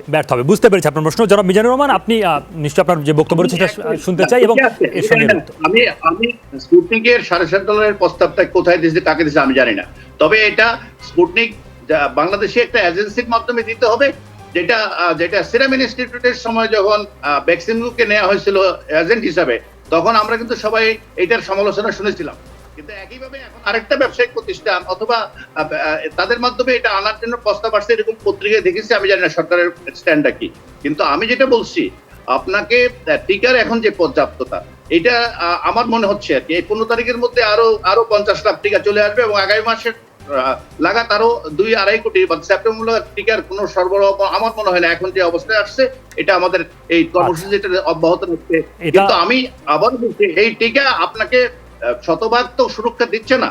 আমাদের যেই আন্দোলনটা সবচেয়ে বেশি করা উচিত, যে এখন আমাদের জনপ্রতিনিধি, রাজনীতিবিদ, ছাত্র, শিক্ষক, এখন যেটা হয়েছে স্কাউট, ভলান্টিয়ার্স এবং রেড ক্রিসেন্ট সবাই মিলে এই টিকা দেওয়ার ব্যাপারে যেভাবে মানুষকে উদ্যোগ করে নিয়ে আসলো, ঠিক একইভাবে তাদেরকে ডোর টু ডোর এই মাস্কের ক্যাম্পেইনটা করতে হবে। কারণ টিকা দিয়ে জনাব মিজানুর রহমান, একেবারে সংক্ষেপে আমি যেই প্রশ্নটি করেছেন সেখান থেকে বেশ খানিকটা সরেও এসেছি, আমলাতন্ত্র নিয়ে আপনার কিছু বলবার আছে কিনা কয়েক লাইন? এটা বলি, এটা যারা বলে যে ওই রাজনীতিবিদদেরকে কেন যদি বেশি সম্পৃক্ত করানো হয় না, এদের উদ্দেশ্য কিন্তু শুধু রাজনীতিবিদদের জন্য দরদ দেখাচ্ছে তা না। এটা হচ্ছে আওয়ামী লীগের লোকরা ইনভলভ হবে এবং জায়গায় জায়গায় কিছু চুরি বাটপারি হবে, রিলিফ চুরি হবে। এর আগের বা চেয়ারম্যান মেম্বাররা যেটা করছিল, এইটা সমালোচনা করার জন্য ওরা একটা পয়েন্ট চাচ্ছে। ওরা যে রাজনীতিবিদদেরকে স্বীকার করে নিচ্ছেন যে আওয়ামী লীগের নেতৃবৃন্দ চুরি বাটপারি করে, স্যার কি স্বীকার করে নিচ্ছেন? উনি তো ইলেকশন করে আসেন না, এগুলো বলবেন। অতএব এত দরদ আমার মনে হয় মিজান স্যার, আপনি কি আজিল ভাই হেলেন, আপনার প্রশ্নটি আমরা পেয়েছি। আপনি যে প্রশ্নটি করেছেন সেই প্রশ্নটি আমি বরং অসীম কুমার উকিলের কাছে রাখতে চাই। জনাব অসীম কুমার উকিল, চুরি বাটপারি করে না না না, আজিল ভাই হেলের এই প্রশ্নের উত্তর আমরা অসীম কুমার উকিলের কাছ থেকেও নিতে পারি। জনাব মিজানুর রহমান, জি এক সেকেন্ড। স্থানীয় জনপ্রতিনিধিদের মধ্যে গতবার যখন চাল ডাল এগুলো যখন বিতরণ করা হচ্ছিল, তখন মানে স্থানীয় প্রতিনিধিদের একটা ক্ষুদ্র অংশ এগুলো করেছিল এবং সমালোচনা হয়েছিল যে এরা হলো আওয়ামী লীগের মেম্বার, চেয়ারম্যান। ওই এইটা বলার জন্য বলছিলেন আপনারা যেটা করছেন সেটা আসলে অপপ্রচার চালাচ্ছেন জনস্বাস্থ্য বিষয় এবং এটা রীতিমতো আইনে অপরাধ বলে গণ্য হবে। আপনার বক্তব্য কি? এটা নিজের অপরাধ, নিজের অযোগ্যতা অন্যের ঘাড়ে চাপিয়ে দেওয়ার এই সহজ প্রবণতা আওয়ামী লীগ তার জন্মগত দোষ। এটা আমি এই বিষয়ে আমার বক্তব্য হলো যে আমি এবং আমাদের শ্রদ্ধেয় মিজান স্যার কতগুলো কথা বলছেন, এই দুটা কথার আমি উত্তর দিয়ে আমি আপনার প্রসঙ্গের উত্তর দিব। দেখেন যে দাদা বলল যে বাংলাদেশের যে ব্যুরোক্রেসি, এই ব্যুরোক্রেসিকে রাতের আধারে জেনারেল সাহেবরা নষ্ট করেছেন, একটা কথা উনি বলেছেন। আমার কাছে বক্তব্য হলো, আমরা তো এই সদ্য 2018 সালের নির্বাচনে দেখলাম রাতের আধারে কিভাবে ব্যুরোক্রেসিকে দিয়ে আপনার ভোট চুরি করে কিভাবে একটা রাজনৈতিক দল ক্ষমতায় আসে। অর্থাৎ ব্যুরোক্রেসিকে আপনার ক্রিমিনালাইজ করার দায়িত্ব কিন্তু আওয়ামী লীগকেই নিতে হবে। এটা আপনি কোনো এই ক্যান্টনমেন্টের দিকে আপনি আঙ্গুল দিবেন বা পাবলিক অন্য কোনো সেক্টরে আপনি আঙ্গুল দিবেন তা হবে না কিন্তু, কারণ ইতিহাস 2018 সালের ইতিহাস স্বর্ণাক্ষরে রচিত হবে যে কিভাবে আপনি আমাদেরকে কাজে লাগিয়েছেন রাতের আধারে। আরেকটি কথা বলেছেন দাদা, আমাদের বড় ভাই, আমরা দাদার কাছে রাজনীতি অনেক শিখেছি, যে বিদ্যুতের খুঁটিতে দুর্নীতি। আজকে আপনি যে বিদ্যুৎ উৎপাদনের যে ক্রেডিটটা নিতে চাচ্ছেন, সেই বিদ্যুৎ তো আমরা যে খুঁটি লাগিয়ে এসেছিলাম সেই খুঁটির উপর তার দিয়েই তো নিয়ে গেছেন না, আপনারা নতুন কোনো খুঁটি লাগিয়েছেন। এটা হলো আমার একটা বক্তব্য। আরেকটি কথা, যে মিজান স্যার বলছেন যে বিভিন্ন দেশে টাকা দিচ্ছে, বার্গার খাওয়াচ্ছে, ডিম খাওয়াচ্ছে আপনারা ইমিউনাইজেশন প্রোগ্রামে, এই যে আপনার এই যে টিকাদান প্রকল্পে। আমাদের দেশে টিকাদানে কিন্তু আমরা একটা লিডিং কান্ট্রি, আমরা পোলিও টিকা, বিসিজি টিকাতে একটা অগ্রণী ভূমিকা পালন করেছি। আজকে এই টিকাতে আমরা পিছিয়ে পড়ছি। আমাদের অনলাইনে অ্যাপ্লিকেশন করেও আপনার দিনের পর দিন, এমনকি মাসের পর মানুষ ওয়েট করতে হচ্ছে, এবং যখন টিকা সেন্টারে গিয়েছে তখন ঘন্টার পর ঘন্টা লাইন দাঁড়াতে হচ্ছে, অথচ ব্যাকডোরতে অনেক লোক আপনার সরকারি সহায়তায় তারা টিকা দিচ্ছে। অর্থাৎ টিকাদানে আপনাদের কোনো আপনারা সম্পূর্ণভাবে ব্যর্থ। আমি আরেকটি প্রসঙ্গ আপনাদের বলতে চাই, যেটা আমরা সবসময়, আমি টেলিভিশনের সমস্ত আলোচনায় দেখি উপেক্ষিত থাকে, যে কলেজ, বিশ্ববিদ্যালয়, স্কুলগুলো খোলার ব্যাপারে আমাদের কোনো বক্তব্য নেই, যেটা খুবই গুরুত্বপূর্ণ। গার্মেন্টস সেক্টর থেকে গুরুত্বপূর্ণ। গার্মেন্টস সেক্টরে কাঁচা টাকা আপনি এলসির মাধ্যমে পাচ্ছেন, রপ্তানি পাচ্ছেন, ফরেন কারেন্সি পাচ্ছেন, কিন্তু যে সোনার কারেন্সি আমাদের উৎপাদন করতে আমরা ব্যর্থ হচ্ছি গত 2টি বছর। স্কুল কলেজগুলো বন্ধ হয়ে রয়েছে। এইখানে আমি মনে করি সরকারের একটা বিজনেস ইন্টারেস্ট এবং as well as political interest রয়েছে। এই দুইটা জিনিসের উপর আমি জোর দিতে চাই। সরকারের পলিটিক্যাল ইন্টারেস্টটা কি আপনি দেখেন, সরকারের পলিটিক্যাল আপনি দেখেন যে আপনার এই সরকারের সমস্ত অপকর্মের প্রতিবাদী শক্তি হলো কলেজ বিশ্ববিদ্যালয়গুলো। সেই কলেজ বিশ্ববিদ্যালয়গুলোকে আপনি বন্ধ রাখবার জন্য বিভিন্ন সময় নানা অজুহাতে লকডাউন তো দিচ্ছেনই, এবং কলেজ বিশ্ববিদ্যালয় আজন্মের মতো বন্ধ করে দিয়েছেন কলেজ বিশ্ববিদ্যালয়। এটা যেহেতু এখান থেকে প্রতিবাদের ভাষা ওঠে, প্রতিবাদের ভাষা যেহেতু না ওঠে, এই জন্য কলেজ বিশ্ববিদ্যালয় খোলার কোনো পরিকল্পনা কিন্তু সেটা কেবল প্রতিবাদকে থামানোর জন্য না, তাদের স্বাস্থ্যগত বিষয়টাকে আমলে নেওয়া হচ্ছে। আমার বক্তব্যটা শেষ করে দেখেন, আপনি দেখেন অর্থাৎ বিশ্বে এই পরিবর্তিত পরিস্থিতিতে কিন্তু অনলাইন লেখাপড়া চালু আছে, তাই না? আমাদের যে প্রাইভেট বিশ্ববিদ্যালয় এরা কিন্তু অনলাইন কার্যক্রম চালাচ্ছে। আপনি বলছেন পাবলিক বিশ্ববিদ্যালয়ে আমরা অনলাইন কার্যক্রম চালাতে পারছি না, কারণ আমাদের পাবলিক বিশ্ববিদ্যালয়ের ছাত্রদেরকে সেই ডিভাইস নেই।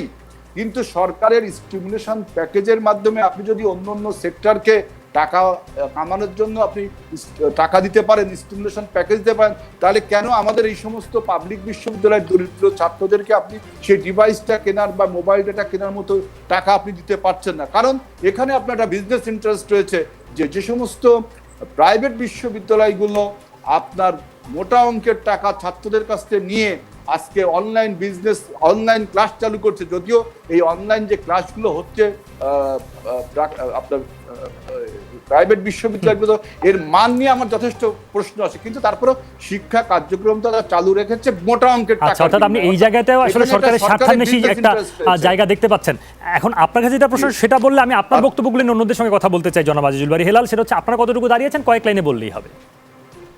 আমরা কতটুকু জনগণের পাশে দাঁড়িয়েছেন এই সময়টায়, একটা বড় রাজনৈতিক দল শোনেন, আওয়ামী লীগকে আপনি এই টিকা আপনার এই কোভিড মোকাবিলায় আওয়ামী লীগ সংগঠন হিসাবে, সরকার হিসাবে না, আওয়ামী লীগ সংগঠন হিসাবে কতটা জনগণের কাছে ত্রাণ তৎপরতা এবং স্বাস্থ্যবিধি পৌঁছা দিয়েছে আমরা আমি তেমন কোনো চোখে পড়িনি। কিন্তু বিএনপির ভারপ্রাপ্ত চেয়ারম্যান তারেক রহমান কোভিডের ফ্রম ডে 1 থেকে তিনি নির্দেশ দিয়েছেন, এবং আমরা সেভাবে প্রায় 3 কোটি পরিবারের কাছে আমরা স্বাস্থ্য সেবা সহ আমরা ত্রাণ পাঠিয়ে দিয়েছি। আপনি জানেন যে পুলিশের যথেষ্ট সমস্যা রয়েছে, পুলিশ আমাদের ত্রাণ কার্যক্রমকে, আমাদের কোভিড মোকাবিলার কার্যক্রমকে যথেষ্টভাবে বাধা দিচ্ছে। তারপরেও আমাদের মহাসচিব বলেছেন আমরা 3 কোটি পরিবারের কাছে এই ত্রাণ তৎপরতা আমাদের, আপনারা এই সব বাধা উপেক্ষা করে, আপনার ভাষায় যে আপনারা এই সব বাধা উপেক্ষা করে পৌঁছে গেছেন, এবং সেটা আওয়ামী লীগের চেয়ে দৃশ্যমান মাত্রা এবং বেশি মাত্রায়।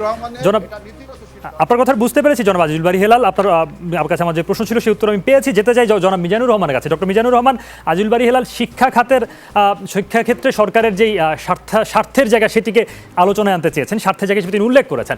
এখন ব্যাপার হচ্ছে এই জায়গায় আপনি স্বাস্থ্যের জায়গা থেকে প্রয়োজনীয়তা, শিক্ষা প্রতিষ্ঠান বন্ধ রাখার ক্ষেত্রে প্রয়োজনীয়তা কতটুকু দেখেন, এবং আপনার কি মনে হয় যে শিক্ষা প্রতিষ্ঠানগুলো খুললে প্রতিবাদমুখর হয়ে উঠতে পারে শিক্ষার্থীরা, এবং সেটা সরকারের বিরুদ্ধে লাগতে পারে এমন বাস্তবতা বা এমন চর্চা আছে এখন? না, আমার এরকম এক্স্যাক্টলি এরকম কিছু মনে হয় না। একটা জিনিস মনে রাখতে হবে যে এই কোভিডের সাথে এখানের সংক্রমণের যে সম্পর্ক এবং শিক্ষা প্রতিষ্ঠান খোলা, এগুলোর তো গবেষণা হয়নি, কিন্তু অতীতের গত 200 বছরের যত মহামারী সেইগুলোর সাথে এই শিক্ষা প্রতিষ্ঠান খোলার সাথে সংক্রমণ হার বেড়ে যাওয়ার একটা সম্পর্ক হিস্ট্রিক্যালি, স্ট্যাটিস্টিক্যালি এটা প্রমাণিত। আর আমাদের মাননীয় শিক্ষামন্ত্রী নিজেও একজন জনস্বাস্থ্য বিশেষজ্ঞ। পৃথিবীর অন্যান্য দেশে আপনি কি আমাদের আশেপাশে কোথাও কি স্কুল কলেজ চলছে? ভারতে, পাকিস্তানে, নেপালে, শ্রীলঙ্কায় কোথায়?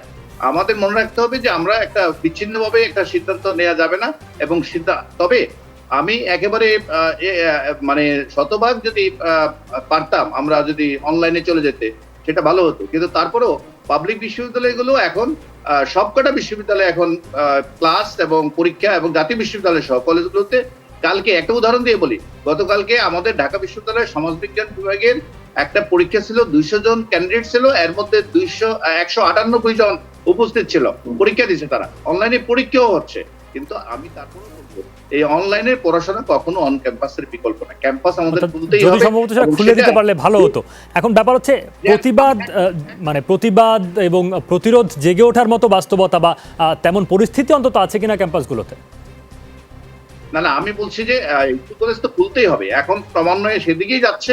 আশা করি আমরা টিকা, শিক্ষকদের টিকা দেওয়াটা আগামী 2 সপ্তাহের মধ্যে শেষ হয়ে যাবে, একদম প্রাইমারি স্কুল পর্যন্ত, কলেজ, স্কুল, ইউনিভার্সিটি সে টিকা দেওয়া হয়ে যাচ্ছে এবং বিশ্ববিদ্যালয়ের ছাত্রদের টিকা দেওয়ার প্রক্রিয়াটা শুরু হয়ে গেছে। ইতিমধ্যে মোর দেন 35%, 40% টিকা অলরেডি ছাত্রদের দেওয়া হয়ে গেছে এবং সেটা হলে পরে আমরা মনে করি আবাসিক ছাত্র যারা, এদের হলগুলো যদি খুলে দেওয়া যায় তাইলেই আর বাকিদের যারা বাড়িতে থেকে পড়াশোনা করে বা নিজস্ব আয়োজনে থাকে তা এদের নিয়ে শিক্ষা প্রতিষ্ঠান খুলে দেওয়া সম্ভব হবে। আচ্ছা, জোনায়েদ সাকি, আপনি আলোচনা শুনছিলেন, আপনার কাছেও কি মনে হয় যে সরকারের মধ্যে ওই শঙ্কা রয়েছে যে শিক্ষা প্রতিষ্ঠান যদি খুলে দেওয়া হয় সেটা সরকার বিরোধী বিক্ষোভের ক্ষেত্র হয়ে উঠতে পারে? আপনার সেটা মনে হয় কিনা? এবং একই সঙ্গে আপনি এই বাস্তবতায় টিকা নিয়ে যে কথাগুলো এসছে এবং ব্যবস্থাপনা নিয়ে, সেখানে আপনার নতুন কোনো বক্তব্য যুক্ত করতে চান কিনা? সময় খুবই কম আমার হাতে। আমার বক্তব্য আছে, আমাকে একটু সময় দিবেন প্লিজ। আমি প্রথমে কয়েকটা কথা পরিষ্কার করে বলে নিতে চাই। আমি মনে করি যে স্বাস্থ্যবিধি মেনে চলার ক্ষেত্রে মানুষকে উদ্বুদ্ধ করার মধ্য দিয়ে জীবন এবং জীবিকা আমাদেরকে সচল রাখতে হবে এবং সেক্ষেত্রে যে কয়েকটা জিনিস প্রয়োজন সেটা হচ্ছে স্বাস্থ্যবিধিটা মেনে চলার ক্ষেত্রে সেটাকে এনফোর্স করা। আমাদের 2.5 কোটি যে নিম্ন আয়ের দরিদ্র মানুষ আছে, পরিবার আছে, 2.5 কোটি পরিবার মানে প্রায় 10 কোটি মানুষ, তা যাদের রেশনিং দরকার, যে দ্রব্যমূল্য যেভাবে বেড়েছে সেটার ব্যবস্থা করা। আমাদের জেলা উপজেলা পর্যায় পর্যন্ত এই যে করোনা মোকাবেলার যে চিকিৎসাগত প্রস্তুতি, পরীক্ষা, অক্সিজেন এবং আইসিইউ, এইগুলো দ্রুততম সময়ের মধ্যে ব্যবস্থার জায়গা নেওয়া এবং আমাদেরকে ভ্যাকসিনেশনে যাওয়া। কেন? আমাদের স্কুল কলেজ খুলতে হবে, অবিলম্বে খুলতে হবে, এই মুহূর্তে স্কুল কলেজ খোলার প্রস্তুতি নিতে হবে এবং কারখানা খুলতে হবে, সব কিছু চালু রাখতে হবে। এই জন্য ভ্যাকসিনেশন আমাদের এখন 1 নম্বর জরুরি কাজ এবং সেই কাজের জন্য ভ্যাকসিন সংগ্রহ করাটা একটা জরুরি কাজ। এখন শিক্ষা প্রতিষ্ঠান না খোলার ব্যাপারে সরকারের সাইকোলজি, তার মধ্যে বিরাট একটা আশঙ্কা এটাই যে ছাত্রদের বিরাট আন্দোলন হবে। আমি এখন এই মুহূর্তে সেই প্রসঙ্গে যাচ্ছি না। আমি বলতে চাচ্ছি শিক্ষা প্রতিষ্ঠান খোলা দরকার, শিক্ষা ব্যবস্থা প্রায় বিপর্যয়ের মধ্যে। 2 নম্বর হচ্ছে যে এগুলো খোলার পূর্ব শর্ত কি? পূর্ব শর্ত হচ্ছে ভ্যাকসিনটা আপনার সংগ্রহ করা, সেটা ঠিকঠাক মতো দেয়া। এখন ভ্যাকসিন সংগ্রহ করার ক্ষেত্রে আমি বহু টকশোতে বলেছি যে এটা বাজারে যদি 100 টাকা দাম হয় তা আমাকে 100 টাকা দিয়ে কিনতে হবে, কারণ একদিনের লকডাউনে আমাদের যে আর্থিক ক্ষতি হয়, আপনি যদি আমাদের 13 কোটি মানুষের ভ্যাকসিনের দাম যত দাম বাজার, কোভিডকে মোকাবেলার জন্য যখন অর্থের প্রয়োজন হয় তখন কি গার্মেন্টস সেক্টর ন্যূনতম কোনো সাহায্য এই সরকারকে, কোনো সরকারকেই করে? আমাদের প্রাইভেট সেক্টরগুলো, আমি শুধু গার্মেন্টসের কথা বলছি না, প্রাইভেট সেক্টরগুলোকে যে কোনো সরকারই অনেক লালন পালন করেছে। স্বাধীনতার পর থেকে প্রাইভেট সেক্টরগুলোকে লালন পালন করা হচ্ছে, কিন্তু আমাদের দুর্যোগের সময়, আমাদের ক্লাইমেটিসের সময় এই গার্মেন্টস সেক্টরটা কি সেই ভূমিকা আসতে পারলো? আমরা দেখলাম যে বসুন্ধরার ওইখানে একটা আপনি করলেন 17 কোটি টাকা, কত কোটি টাকা আপনি ব্যয় করলেন, এরকম অনেক টাকা আপনি ব্যয় করলেন, কিন্তু সেই সমস্ত প্রাইভেট সেক্টরগুলো আমাদেরকে সাহায্য, বাংলাদেশ গভর্নমেন্টকে কখনোই সাহায্য করতে পারে না। অর্থ গার্মেন্ট সেক্টরগুলো কিন্তু আমরা প্রযোজনা দিয়েই যাচ্ছি। এই যে স্টিমুলেশন প্যাকেজের কথা সরকার যে বলে তার রিজার্ভের পরিমাণ বাড়ছে, এখন এই সবগুলো বিষয়কে আজিজুল বারী হেলাল, আজকে যেমন আওয়ামী লীগের সাধারণ সম্পাদক বলছেন, আপনারা জনগণের এই গণটিকাদানের ব্যাপক সাড়া দেখে এক ধরনের হতাশ হয়ে পড়েছেন এবং সেই কারণে আপনারা কোট আনকোট আবল তাবল বকছেন এবং আপনাদের গণহতাশার বহিঃপ্রকাশ বলে মনে করছেন তারা। আপনারা হতাশ কি না আদৌ? না, জনগণের সারা তো আপনার সরকারের ক্রেডিট না, জনগণ তো ভ্যাকসিন প্রয়োজন, এটা তো একটা অপরিহার্য ব্যাপার মানুষের জন্য। এই ভ্যাকসিন তো সবাই দিতে চায়, সরকার ব্যর্থ এই ভ্যাকসিন জনগণের কাছে প্রদান করতে। আমি সেইটা কথা বলছি। আপনি দেখেন এই যে সরকারের যে আপনার এই কোভিডকে মোকাবিলা করবার জন্য সমস্ত ব্যর্থতা ঢাকার জন্য অনেক সময় কিন্তু আমাদের জনগণের অ্যাটেনশনকে ডাইভার্ট করা হচ্ছে। আপনি দেখেন এই যে বিভিন্ন নায়িকাদের, বিভিন্ন মানুষদেরকে ধরে এনে টেলিভিশনে যেভাবে অসংস্কৃত এবং অসংস্কৃতি ভাবে, অভদ্র, অশিষ্টভাবে উপস্থাপনা করা হচ্ছে, এইটা কি আপনার সাংবাদিকতা, আপনার গণমাধ্যমের বলেন আর সরকারের কাজেই বলেন, এটা কোনো মানদণ্ড হলো যে একটা মানুষকে আপনি সামনে দাঁড় করিয়ে তাকে অপমান করছেন, বিভিন্ন রকম অসংস্কৃত কার্যক্রম করছেন? আমি বলতে চাই যে সরকার তার অ্যাটেনশন ডাইভার্ট করবার জন্য বিভিন্ন সময়, এই কিসের অ্যাটেনশন ডাইভার্ট, যে কোভিড মোকাবেলা করতে সরকার ব্যর্থ, এই জন্য বিভিন্ন সেটা অ্যাটেনশন ডাইভার্সনের মেকানিজম কিনা সেটা নিয়ে আমরা কথা বলতে চাই, তবে সেটা আরেকটু বিস্তারিত আলোচনা করতে চাই বলে পরবর্তীতে বলতে চাই। তবে আমি শুনছিলাম আজিজুল ভাই হেলালের কথা, এই পর্যায়ে একটু জুনায়েদ সাকির কাছে যেতে চাই, গণসংহতি আন্দোলনের প্রধান সমন্বয়কারী। জুনায়েদ সাকি, আপনি বাকি দুজনের আলোচনা শুনছিলেন, কোনো কোনো জায়গায় বিপরীতমুখী বক্তব্য। আপনি বিধিনিষেধ শিথিলের বিষয়টি কেমন দেখছেন এবং এই সংক্রান্ত প্রজ্ঞাপন সংবাদ সেগুলো নিশ্চয়ই আপনার চোখে পড়েছে। করোনা মোকাবেলায় আমরা সঠিক পথেই আছি কিনা আপনার কি মনে হয়?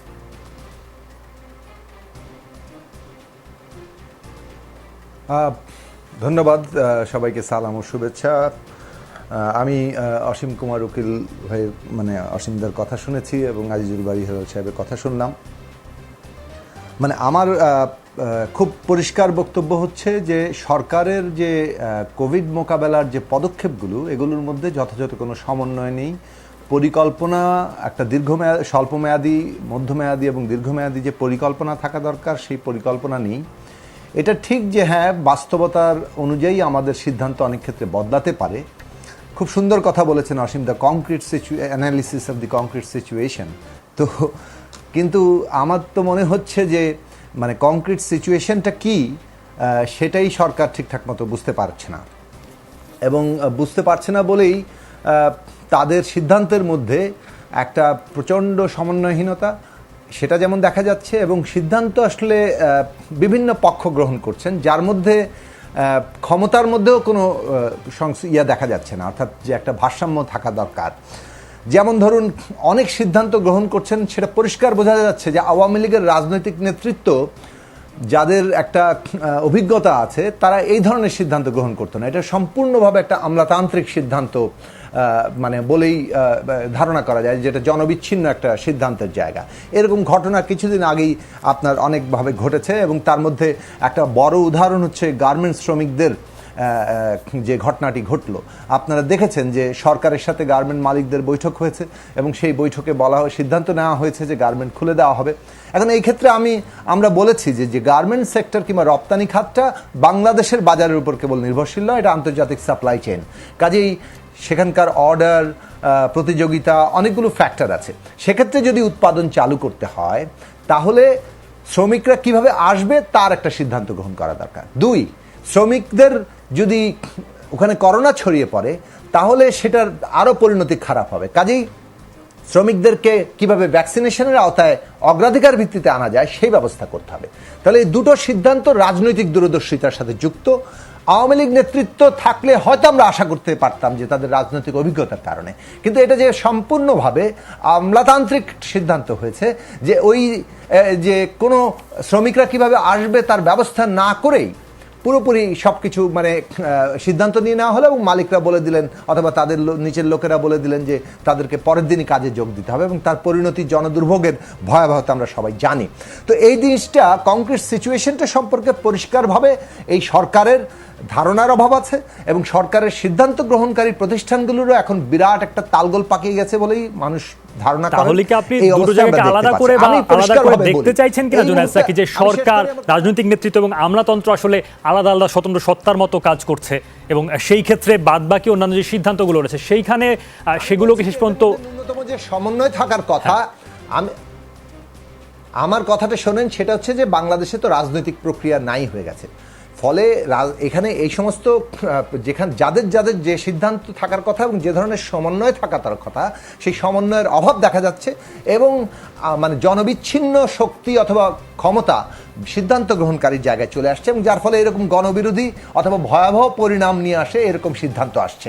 আমার পরিষ্কার অবস্থান হচ্ছে, আমি মনে করি, আমি জনস্বাস্থ্যবিদদের সাথে আলোচনা করার চেষ্টা করেছি, এবং পাবলিক পরিস্থিতির থেকে বাংলাদেশের বর্তমান বাস্তবতা এই 17 মাসে এসে আমাদেরকে এখন জনগণকে রাষ্ট্রশক্তির সমস্তটা কাজে লাগিয়ে, এবং জনগণের বিভিন্ন রাজনৈতিক দল, সামাজিক সংগঠন, অন্যান্য অংশকে কাজে লাগিয়ে আমাদেরকে জনগণকে উদ্বুদ্ধ করতে হবে, স্বাস্থ্যবিধি মানতে হবে, মাস্ক পরতে হবে, দূরত্ব বজায় রাখতে হবে। সেটা বাজারে যাই, সেটা বাসে উঠি, সেটা অফিসে যাই, সেটা অন্য যে কোনো কাজ করি, এই যে দূরত্ব বজায় রাখা এবং মাস্ক ব্যবহার করা, এটাকে যদি আমরা এনফোর্সও করতে পারি, কোনো কোনো ক্ষেত্রে আমি কোট আনকোট বললাম, যে অর্থাৎ মানুষকে অপমান না করে, মানুষকে উদ্বুদ্ধ করে আমরা যদি এটার বাস্তবে প্রয়োগ ঘটাতে পারি, তাহলে আমরা জীবন এবং জীবিকা উভয়ই সচল রাখতে পারবো। বাস অর্ধেক নামাবেন, এইগুলো হচ্ছে ওই যে কংক্রিট সিচুয়েশন না, মানে সিচুয়েশন না বোঝারই একটা আরেকটা পরিণাম। বাস অর্ধেক নামাবেন না, বাস নামান, কিন্তু আপনি যে আগে যে কাজটা করেছিলেন 2 সিটে একজন বসবে এবং প্রত্যেককে মাস্ক পরতে বাধ্য করা হবে, জানলা খোলা থাকবে, নন এসি বাস, এসি বাসও নন এসি করে ফেলার চেষ্টা করা হবে। তাহলে ডাক্তারদের পরামর্শ অনুযায়ী কোভিড সংক্রমণ সর্বনিম্ন জায়গায় থাকার সম্ভাবনা থাকবে। কাজে আমরা দেখা উচিত জীবিকাকে মানুষের বিপর্যয় ঘটিয়ে এবং মৃত্যুহার কোথাও কমানো যাচ্ছে না, কারণ হচ্ছে এগুলো সরকারের পরিকল্পনাহীনতা। চিকিৎসার ক্ষেত্রে তো আমরা বলেছি জেলা উপজেলা পর্যায়ে গ্রাম পর্যায়ে ছড়িয়ে পড়া এবং সেগুলোকে মোকাবেলা করার জন্য স্বাস্থ্যগত যে প্রস্তুতি, অর্থাৎ পরীক্ষা করা, সেখানে অক্সিজেন। এবং আপনি আরেকটি কথা বলেছেন জুনায়েদ সাকি, সেটা হচ্ছে স্বাস্থ্যমন্ত্রীর অপসারণ দাবি করেছেন। এগুলো সরকারের ব্যর্থতার জায়গা। জনাব জুনায়েদ সাকি, যদি স্বাস্থ্যমন্ত্রী অপসারণ আপনি দাবি করে থাকেন তাহলে কি ব্যাপারটা এমন দাঁড়ায় যে আপনি আমলাতন্ত্রের ব্যর্থতার জন্য একজন রাজনৈতিক নেতৃত্বকে বা নেতাকে অপসারণের কথা বলছেন, অর্থাৎ একজনের দায়ভার আরেকজনকে নিতে বলছেন কিনা? তাহলে না, আমি আপনাকে পরিষ্কার করে বলি, না, আমি বলছি যে স্বাস্থ্য মন্ত্রণালয় স্বাস্থ্যগত যে প্রস্তুতি, চিকিৎসার যে প্রস্তুতি, সেটা নিতে যেমন একদিকে ব্যর্থ হয়েছে, অন্যদিকে প্রবল দুর্নীতির একটা জায়গাতে তারা গিয়েছে। এই করোনা কালেও দুর্নীতির একের পর এক খবর, এমনকি টিকা দেওয়া, 500 টাকায় টিকা কিনে 2,500-3 হাজার টাকা তার খরচ করছেন দেওয়ার কাজে। তার মানে এই যে বিপুল দুর্নীতি, এই কারণে আমরা বলেছি স্বাস্থ্যমন্ত্রীকে দায় নিতে হবে এবং পদত্যাগ করতে হবে, সেটা একটা বিষয়। কিন্তু আমি বলছি যে একদিকে সরকারের এই যে পরিকল্পনা সমন্বয়হীনতা, সেটা গ্রাম পর্যায় থেকে জেলা উপজেলা পর্যায়ে যেমন স্বাস্থ্যগত ব্যর্থতা আছে, অন্যদিকে জীবিকার উপরে মানুষের যে প্রবল চাপ। আজকে ধরুন এই যে প্রাইভেট শিক্ষকরা বেসরকারি শিক্ষা প্রতিষ্ঠানের কি অমানবিক জীবনযাপন করছেন, তাদেরকে কি ধরনের কাজকর্মের মধ্যে আজকে যুক্ত হতে যাচ্ছে শিক্ষকরা শিক্ষকতা ছেড়ে। তো এই যে পুরো পরিস্থিতিটা দায় কার? সরকারের। তো সরকার সেই দায় নিচ্ছে না। আমাদের বক্তব্য হচ্ছে জীবন জীবিকা চালু রাখতে হবে, সচল রাখতে হবে। সেইটা রাখতে হলে আমাদেরকে স্বাস্থ্যবিধি মানার ভিতরে প্রয়োগের জায়গায় যেতে হবে। 11 তারিখ থেকে আমরা ইতিমধ্যে প্রচারণা নেমেছি, আবারও 11 তারিখ থেকে আমরা নিজেরা স্বাস্থ্যবিধি মানার জন্য কারওয়ান বাজারে প্রচারণায় নামবো। আমরা প্রতিদিন প্রচারণা চালিয়ে যাব। কিন্তু আমরা যেটা বলতে চাইছি, সরকারের সমস্ত রাষ্ট্রশক্তিকে কাজে লাগানো দরকার এই মুহূর্তে। কিভাবে আমরা স্বাস্থ্যবিধি মেনে চলতে মানুষকে উদ্বুদ্ধ করতে পারি, অনেক ক্ষেত্রে এটাকে তাদেরকে সচেতনতা বৃদ্ধিতে সোচ্চার হওয়ার ক্ষেত্রে অপমানিত না করে এর যে একটা বাস্তবায়ন, কঠোর বাস্তবায়ন, সেই জায়গায় সরকার যেন ব্যাপকভাবে তার যেই অ্যাপারেটাসগুলো রয়েছে সেগুলোকে কাজে লাগায়। জুনায়েদ সাকি বলছিলেন। ডক্টর মিজানুর রহমান আমাদের সঙ্গে রয়েছেন, ঢাকা বিশ্ববিদ্যালয়ের অধ্যাপক। ডক্টর মিজানুর রহমান, আপনি বাকিদের আলোচনা শুনছিলেন এবং আলোচনা শুরুর দিকে সিদ্ধান্ত গ্রহণের জায়গা থেকে এখন যেখানে এসেছে ঠেকেছে, সেটা হচ্ছে আমলা নির্ভরতা এই কোভিড মহামারী মোকাবেলায় সরকারের সাফল্য ব্যর্থতা নির্ধারণ করে দিচ্ছে কিনা। আজ বিএনপি মহাসচিব এ ব্যাপারে কথা বলেছেন যে আমলা নির্ভরতার কারণেই মহামারী মোকাবেলায় সরকার ব্যর্থ হচ্ছে। এর আগে আপনি মনে করে দেখুন, মাস দেড়েক আগে আওয়ামী 100 টাকা দিয়ে কিনতে হবে, কারণ একদিনের লকডাউনে আমাদের যে আর্থিক ক্ষতি হয়, আপনি যদি আমাদের 13 কোটি মানুষের ভ্যাকসিনের দাম যত দাম বাজারে হওয়া যায় সেই টাকা দিয়েও কেনেন, তারপরেও আমরা আর্থিক ক্ষতির দিক থেকে অনেক কম খরচে ভ্যাকসিন মানুষকে দিতে পারবো, এই লকডাউনের মতো আর্থিক ক্ষতি বাঁচাতে পারবো। তাহলে সেই জায়গায় আমি বলেছি যে, আমি শেষ করতে দিবে প্লিজ, বাজারের দর অনুযায়ী কিনতে হবে। কিন্তু বাজারের দর যদি কোনোটা পাওয়া যায় $8, আমি শেষ করি,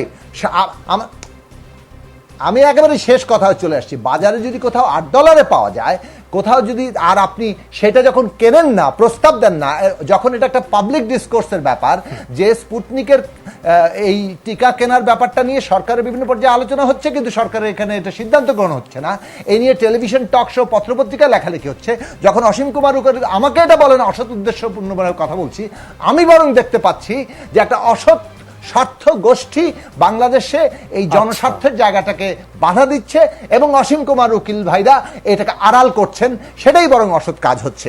আমি শুধু এইটুকু বলবো যে রাতের আধারে ক্ষমতা দখল করা যেমন অপরাধ, তেমনি রাতের আধারে আইন শৃঙ্খলা বাহিনী দিয়ে ভোট কাটাও সমান অপরাধ, বরং তার চেয়ে বেশি অপরাধ। এবং জনপ্রতিনিধি আজকে সে কারণে নাই, আমলাতন্ত্র খালি এই কারণে নাই যে আমলাতন্ত্রকে দিয়ে সিদ্ধান্ত নেওয়া হচ্ছে, জনপ্রতিনিধিদেরকে বাদ রাখা হচ্ছে। বাংলাদেশের জনপ্রতিনিধি কোথায়? এই জনপ্রতিনিধি এই প্রশ্নটা আমি রাখতে চাই জনাব জুনায়েদ সাকি অসীম কুমার উকিলের কাছে। জনাব অসীম কুমার উকিলের কাছে যেতে চাই। এখন জনাব অসীম কুমার উকিল, অনেকগুলো প্রশ্ন উঠে এসেছে, কিন্তু একেবারে শেষ দিকে চলে এসেছি আলোচনার। আপনি সেটা আপনারা সংগঠন হিসেবে কি করছেন, জনপ্রতিনিধি হিসেবে কি করছেন, এবং টিকা নিয়ে কিছু করা যেত কিনা, শিক্ষা প্রতিষ্ঠান খোলা নিয়ে আপনাদের কোনো বক্তব্য? আপনার সময় খুবই কম, আপনি কয়েক লাইনে বললে আমি খুশি হব। আচ্ছা, আমরা এগিয়ে যাচ্ছি সম্মুখপানে সকল ক্ষেত্রে, টিকা থেকে শুরু করে সবকিছু। নিঃসন্দেহে আজিজুল বারী হেলাল বা জুনায়েদ শেখের শিক্ষা ব্যবস্থা শিক্ষাঙ্গনে যে কথাগুলি বলেছেন এটাই স্বাভাবিক। আমরা ক্যাম্পাসে বড় হওয়া মানুষ, মেজান স্যার তো ক্যাম্পাসে বড় হওয়া থেকে এখন আছে আর কি, এটা খুব স্বাভাবিক। আমাদের শিক্ষাঙ্গনের ক্ষতিটা অপূরণীয় ক্ষতি হয়েছে, এটা কিভাবে কভার করা যায় কোনো বিতর্কে না গিয়ে সুস্পষ্ট ভাষায় এটা বলা, এটা কিভাবে করা যায় আমরা সকলে মিলে এই চেষ্টাটা করতে হবে। এই ব্যাপারে পাশ কাটানোর কোনো সুযোগ আছে বলে আমি মনে করি না। আমি সাবেক ছাত্রনেতা হিসেবে এই কথাগুলি বলাটা আমি স্বাভাবিক মনে করছি। পুলিশি বাধা উপেক্ষা করে আজিজুল বারী হেলালরা সর্বত্র ত্রাণ কাজ পরিচালনা করছে, সেটা খুব ভালো কথা। তবে এই কথা দিয়ে প্রমাণিত হয় যে ত্রাণ কাজ তারা সাকসেসফুল করছে। এটা কথার জন্য কথা বলছে পুলিশি বাধা, কোনো ত্রাণ কাজ ব্যাহত করছে না, ব্যাহত করার কোনো সুযোগ আছে বলে আমি মনে করি না। আমরা সকলে মিলে এই করোনা যুদ্ধে বিজয়ী হব। প্রধানমন্ত্রী শেখ হাসিনার নেতৃত্বে ভ্যাকসিন এখন অ্যাভেলেবল, সবাই মিলে আমরা সারা দেশে ভ্যাকসিন বিতরণ কাজগুলি করছি। আমরা চেষ্টা করছি প্রণোদনা দেওয়ার জন্য, সকল ক্ষেত্রে প্রণোদনা দিয়ে আমরা এগিয়ে যাচ্ছি। আমরা বিশ্বাস করি আমরা করোনা যুদ্ধে বিজয়ী হব প্রধানমন্ত্রী শেখ হাসিনা। সেই ক্ষেত্রে নিশ্চয়ই আপনাদের যে উদ্যোগ, সেই উদ্যোগ আপনারা চালিয়ে যেতে পারবেন এবং নিশ্চয়ই যে জায়গাগুলোতে আলোচনা সমালোচনা উঠে আসছে সেগুলোর ব্যাপারে আপনারা সতর্ক হবেন, বিবেচনায় নেবেন। অনেক ধন্যবাদ জনাব অসীম কুমার উকিল, আজিজুল বারী হেলাল, জুনায়েদ সাকি, ডক্টর মিজানুর রহমান, আপনাদেরকেও ধন্যবাদ। দর্শক আপনাদেরকে আমজনতায় যুক্ত থাকার জন্য। নিশ্চয়ই আপনারা আমজনতা দেখবেন, যমুনা টেলিভিশনের সঙ্গে থাকবেন, আর মনে রাখবেন আমজনতার শক্তি বড় শক্তি।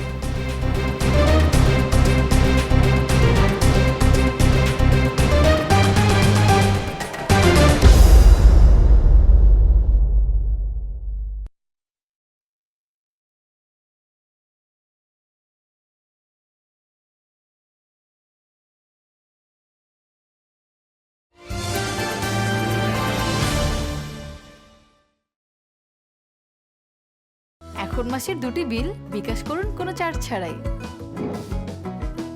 Go harder, further, faster. Come alive with Petronas Sprinter. What a গরম!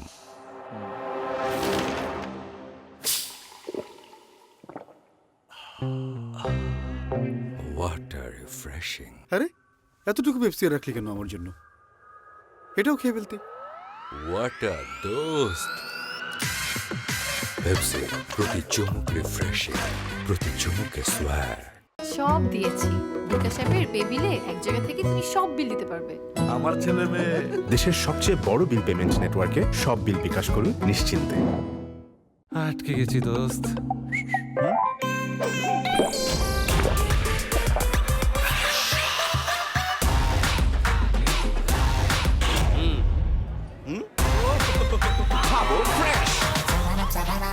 এখন মাসের 2টি বিল বিকাশ করুন কোনো চার্জ ছাড়াই।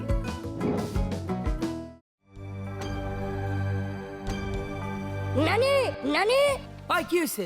তুমি কি জানো তুমি কত বড় ভুল করছো? আবার কি ভুল করলাম? তুমি তো এখানে ডেঙ্গু মশার চাষ করতেছো, জানো না এডিস মশার প্রজননে সাহায্য করলে শাস্তি হইব। আমি তো ফুলের চারা লাগাইছি। কিন্তু এইখানে যে এডিস মশাই ডিম পারে জানো? এই টুপ পানিতে আর কি হইব? এক চা চামচের কোম্পানিতেও এডিস মশাই ডিম পারতে পারে। সেই জন্য পুরান টায়ার, ট্যাবের খুচা, প্লাস্টিকের বাটি, রেফ্রিজারেটর ও এসি ট্রে আর অব্যবহৃত হাই কমোড সহ বাড়ির কোথাও যেতে পানি জমে না থাকে সেই দিকে খেয়াল রাখতে হবে। মনে রাখবা, জমা পানি সর্বনাশা, ডেঙ্গু এসে বাঁধে বসে। তাহলে উপায়? চলো এগুলো পরিষ্কার করি। মাননীয় প্রধানমন্ত্রীর আহ্বানে সাড়া দিয়ে আসুন মশার উৎস ধ্বংস করি, ডেঙ্গু মুক্ত দেশ গড়ি। জনস্বার্থে স্থানীয় সরকার, পল্লী উন্নয়ন ও সমবায় মন্ত্রণালয়। What a refreshing! পেপসি, প্রতি চুমুক রিফ্রেশিং, প্রতি চুমুকে সোয়াগ। এখন প্রতি চুমুকে আরো বেশি সোয়াগ। পেপসি 1 লিটার মাত্র 50 টাকা। বিকাশ অ্যাপে আসলে এখন 150 টাকা পর্যন্ত বোনাস। অ্যাকাউন্ট খুলে রিচার্জে 100 টাকা বোনাস, আর কার্ড থেকে অ্যাড মানিতে আরো 50 টাকা বোনাস। আজই আসুন বিকাশ অ্যাপে। রুক্ষতা আর ধুলো ময়লা ভুলে আপনাকে সতেজ ও সুস্থ রাখতে 3টি ভিন্ন ভ্যারিয়েন্টে এসিআই নিয়ে এলো সেপটেক্স অ্যান্টিসেপটিক বার। এখন আপনি থাকুন অ্যাক্টিভ প্রতিদিন। এখন মাসের 2টি বিল বিকাশ করুন কোনো চার্জ ছাড়াই। দেখেছো আমার ছেলে কি সুন্দর বেলি করে? ভালোবাসার সম্পর্কগুলো শুরু করি নতুন করে সবচেয়ে বিস্তৃত 4.5G ভিডিও স্ট্রং নেটওয়ার্কের সাথে রবি। দারুণ খবর, প্রথম অ্যাড মানিতে 100 টাকা ক্যাশব্যাক। আজই বিকাশে 2000 টাকা বা বেশি অ্যাড মানি করুন যে কোনো প্রয়োজনে। আমরা কথা বললেই ভবিষ্যৎ নিশ্চিত। এখন রবির নির্দিষ্ট মিনিট প্যাক রিচার্জ করলেই 1 লক্ষ টাকার জীবন বীমা। রবি। তুই কোচ খুঁজছে তো? আটকে গেছি দোস্ত।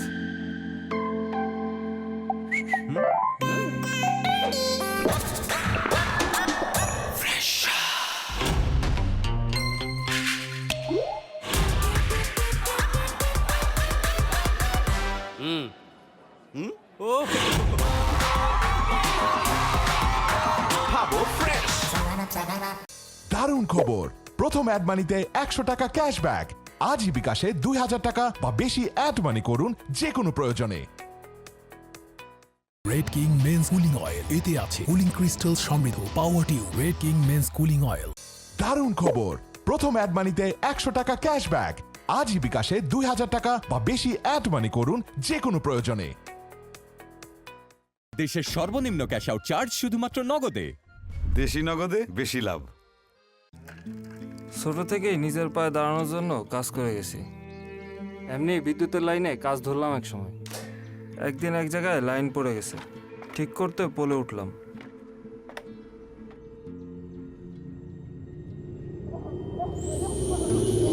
ছোট্ট একটা ভুলের জন্য জীবনটা বদলায় গেল। কেমনে চলুম? একটা দোকান দিলাম।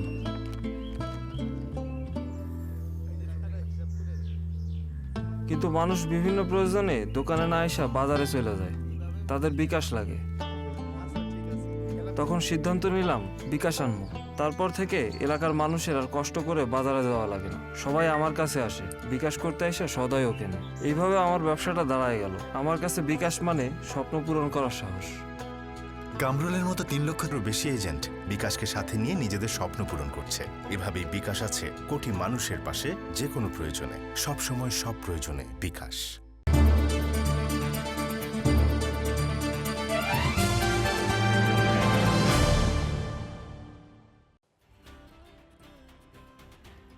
করোনার বিরুদ্ধে লড়াই করব সবাই একসাথে।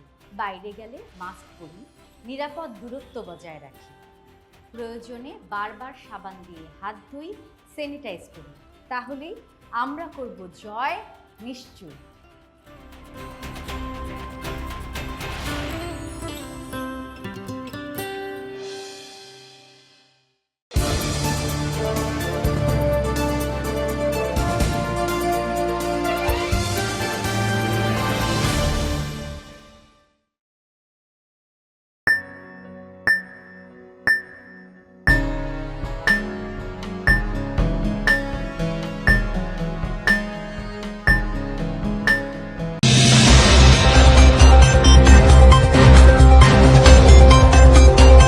আপনার বক্তব্য কি? এটা নিজের অপরাধ, নিজের অযোগ্যতা অন্যের ঘাড়ে চাপিয়ে দেওয়ার এই সহজ প্রবণতা আওয়ামী লীগের জন্মগত দোষ। এটা আমি এই বিষয়ে আমার বক্তব্য হলো যে আমি এবং আমাদের শ্রদ্ধেয় মিজান স্যার কতগুলো কথা বলছেন, এই দুটা কথার আমি উত্তর দিয়ে আমি আপনার প্রসঙ্গের উত্তর দিব। দেখেন যে দাদা বলল যে বাংলাদেশের যে ব্যুরোক্রেসি, এই ব্যুরোক্রেসিকে রাতের আধারে জেনারেল সাহেবরা নষ্ট করেছেন, একটা কথা উনি বলেছেন। আমার কাছে বক্তব্য হলো, আমরা তো এই সদ্য 2018 সালের নির্বাচনে দেখলাম রাতের আধারে কিভাবে ব্যুরোক্রেসিকে দিয়ে আপনার ভোট চুরি করে কিভাবে একটা রাজনৈতিক দল ক্ষমতায় আসে। অর্থাৎ ব্যুরোক্রেসিকে আপনার ক্রিমিনালাইজ করার দায়িত্ব কিন্তু আওয়ামী লীগকেই নিতে হবে।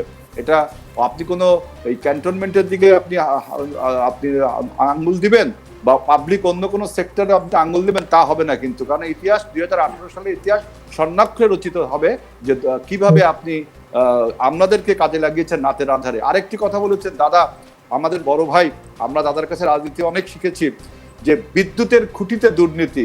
আজকে আপনি যে বিদ্যুৎ উৎপাদনের যে ক্রেডিটটা নিতে চাচ্ছেন, সেই বিদ্যুৎ তো আপনি আমরা যে খুঁটি লাগিয়ে এসেছিলাম সেই খুঁটির উপর তার দিয়েই তো নিয়ে গেছেন না, আপনারা নতুন কোনো খুঁটি লাগিয়েছেন। এইটা হলো আমার একটা বক্তব্য। আরেকটি কথা, যে মিজান স্যার বলছেন যে বিভিন্ন দেশে টাকা দিচ্ছে, বার্গার খাওয়াচ্ছে, ডিম খাওয়াচ্ছে আপনার এই ইমিউনাইজেশন প্রোগ্রামে, এই যে আপনার এই যে টিকাদান প্রকল্পে। আমাদের দেশে টিকাদানে কিন্তু আমরা একটা লিডিং কান্ট্রি। আমরা পোলিও টিকা বিসিজি টিকাতে একটা অগ্রণী ভূমিকা পালন করেছি। আজকে এই টিকাতে আমরা পিছিয়ে পড়ছি।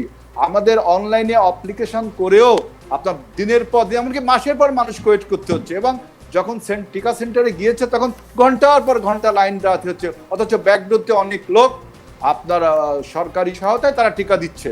অর্থাৎ টিকাদানে আপনাদের কোনো আপনারা সম্পূর্ণভাবে ব্যর্থ। আমি আরেকটি প্রসঙ্গ আপনাদের বলতে চাই, যেটা আমরা সবসময়, আমি টেলিভিশনের সমস্ত আলোচনায় দেখি উপেক্ষিত থাকে, যে কলেজ বিশ্ববিদ্যালয় স্কুলগুলো খোলার ব্যাপারে আমাদের কোনো বক্তব্য নেই, যেটা খুবই গুরুত্বপূর্ণ। গার্মেন্টস সেক্টর থেকে গুরুত্বপূর্ণ।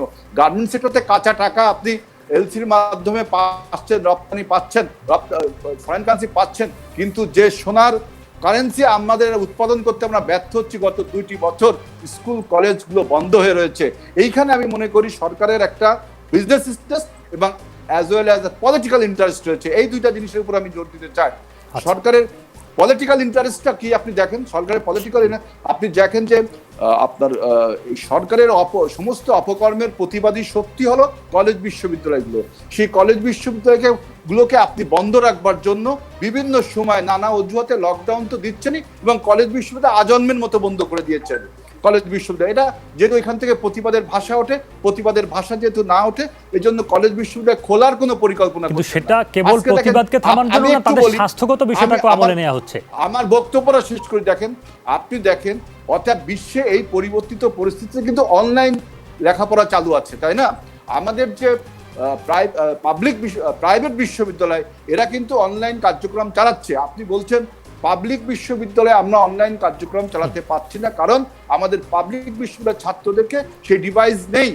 কিন্তু সরকারের স্টিমুলেশন প্যাকেজের মাধ্যমে আপনি যদি অন্য অন্য সেক্টরকে টাকা কামানোর জন্য আপনি টাকা দিতে পারেন, স্টিমুলেশন প্যাকেজ দিতে পারেন, তাহলে কেন আমাদের এই সমস্ত পাবলিক বিশ্ববিদ্যালয়ের দরিদ্র ছাত্রদেরকে আপনি সেই ডিভাইসটা কেনার বা মোবাইল ডেটা কেনার মতো টাকা আপনি দিতে পারছেন না? কারণ এখানে আপনার একটা বিজনেস ইন্টারেস্ট রয়েছে, যে সমস্ত প্রাইভেট বিশ্ববিদ্যালয়গুলো আপনার মোটা অঙ্কের টাকা ছাত্রদের কাছ থেকে নিয়ে আজকে অনলাইন বিজনেস, অনলাইন ক্লাস চালু করছে। যদিও এই অনলাইন যে ক্লাসগুলো হচ্ছে আপনার প্রাইভেট বিশ্ববিদ্যালয়গুলো, এর মান নিয়ে আমার যথেষ্ট প্রশ্ন আছে, কিন্তু তারপরেও শিক্ষা কার্যক্রম তারা চালু রেখেছে মোটা অঙ্কের টাকা। অর্থাৎ আপনি এই জায়গাতেও আসলে সরকারের স্বার্থান্বেষী একটা জায়গা দেখতে পাচ্ছেন।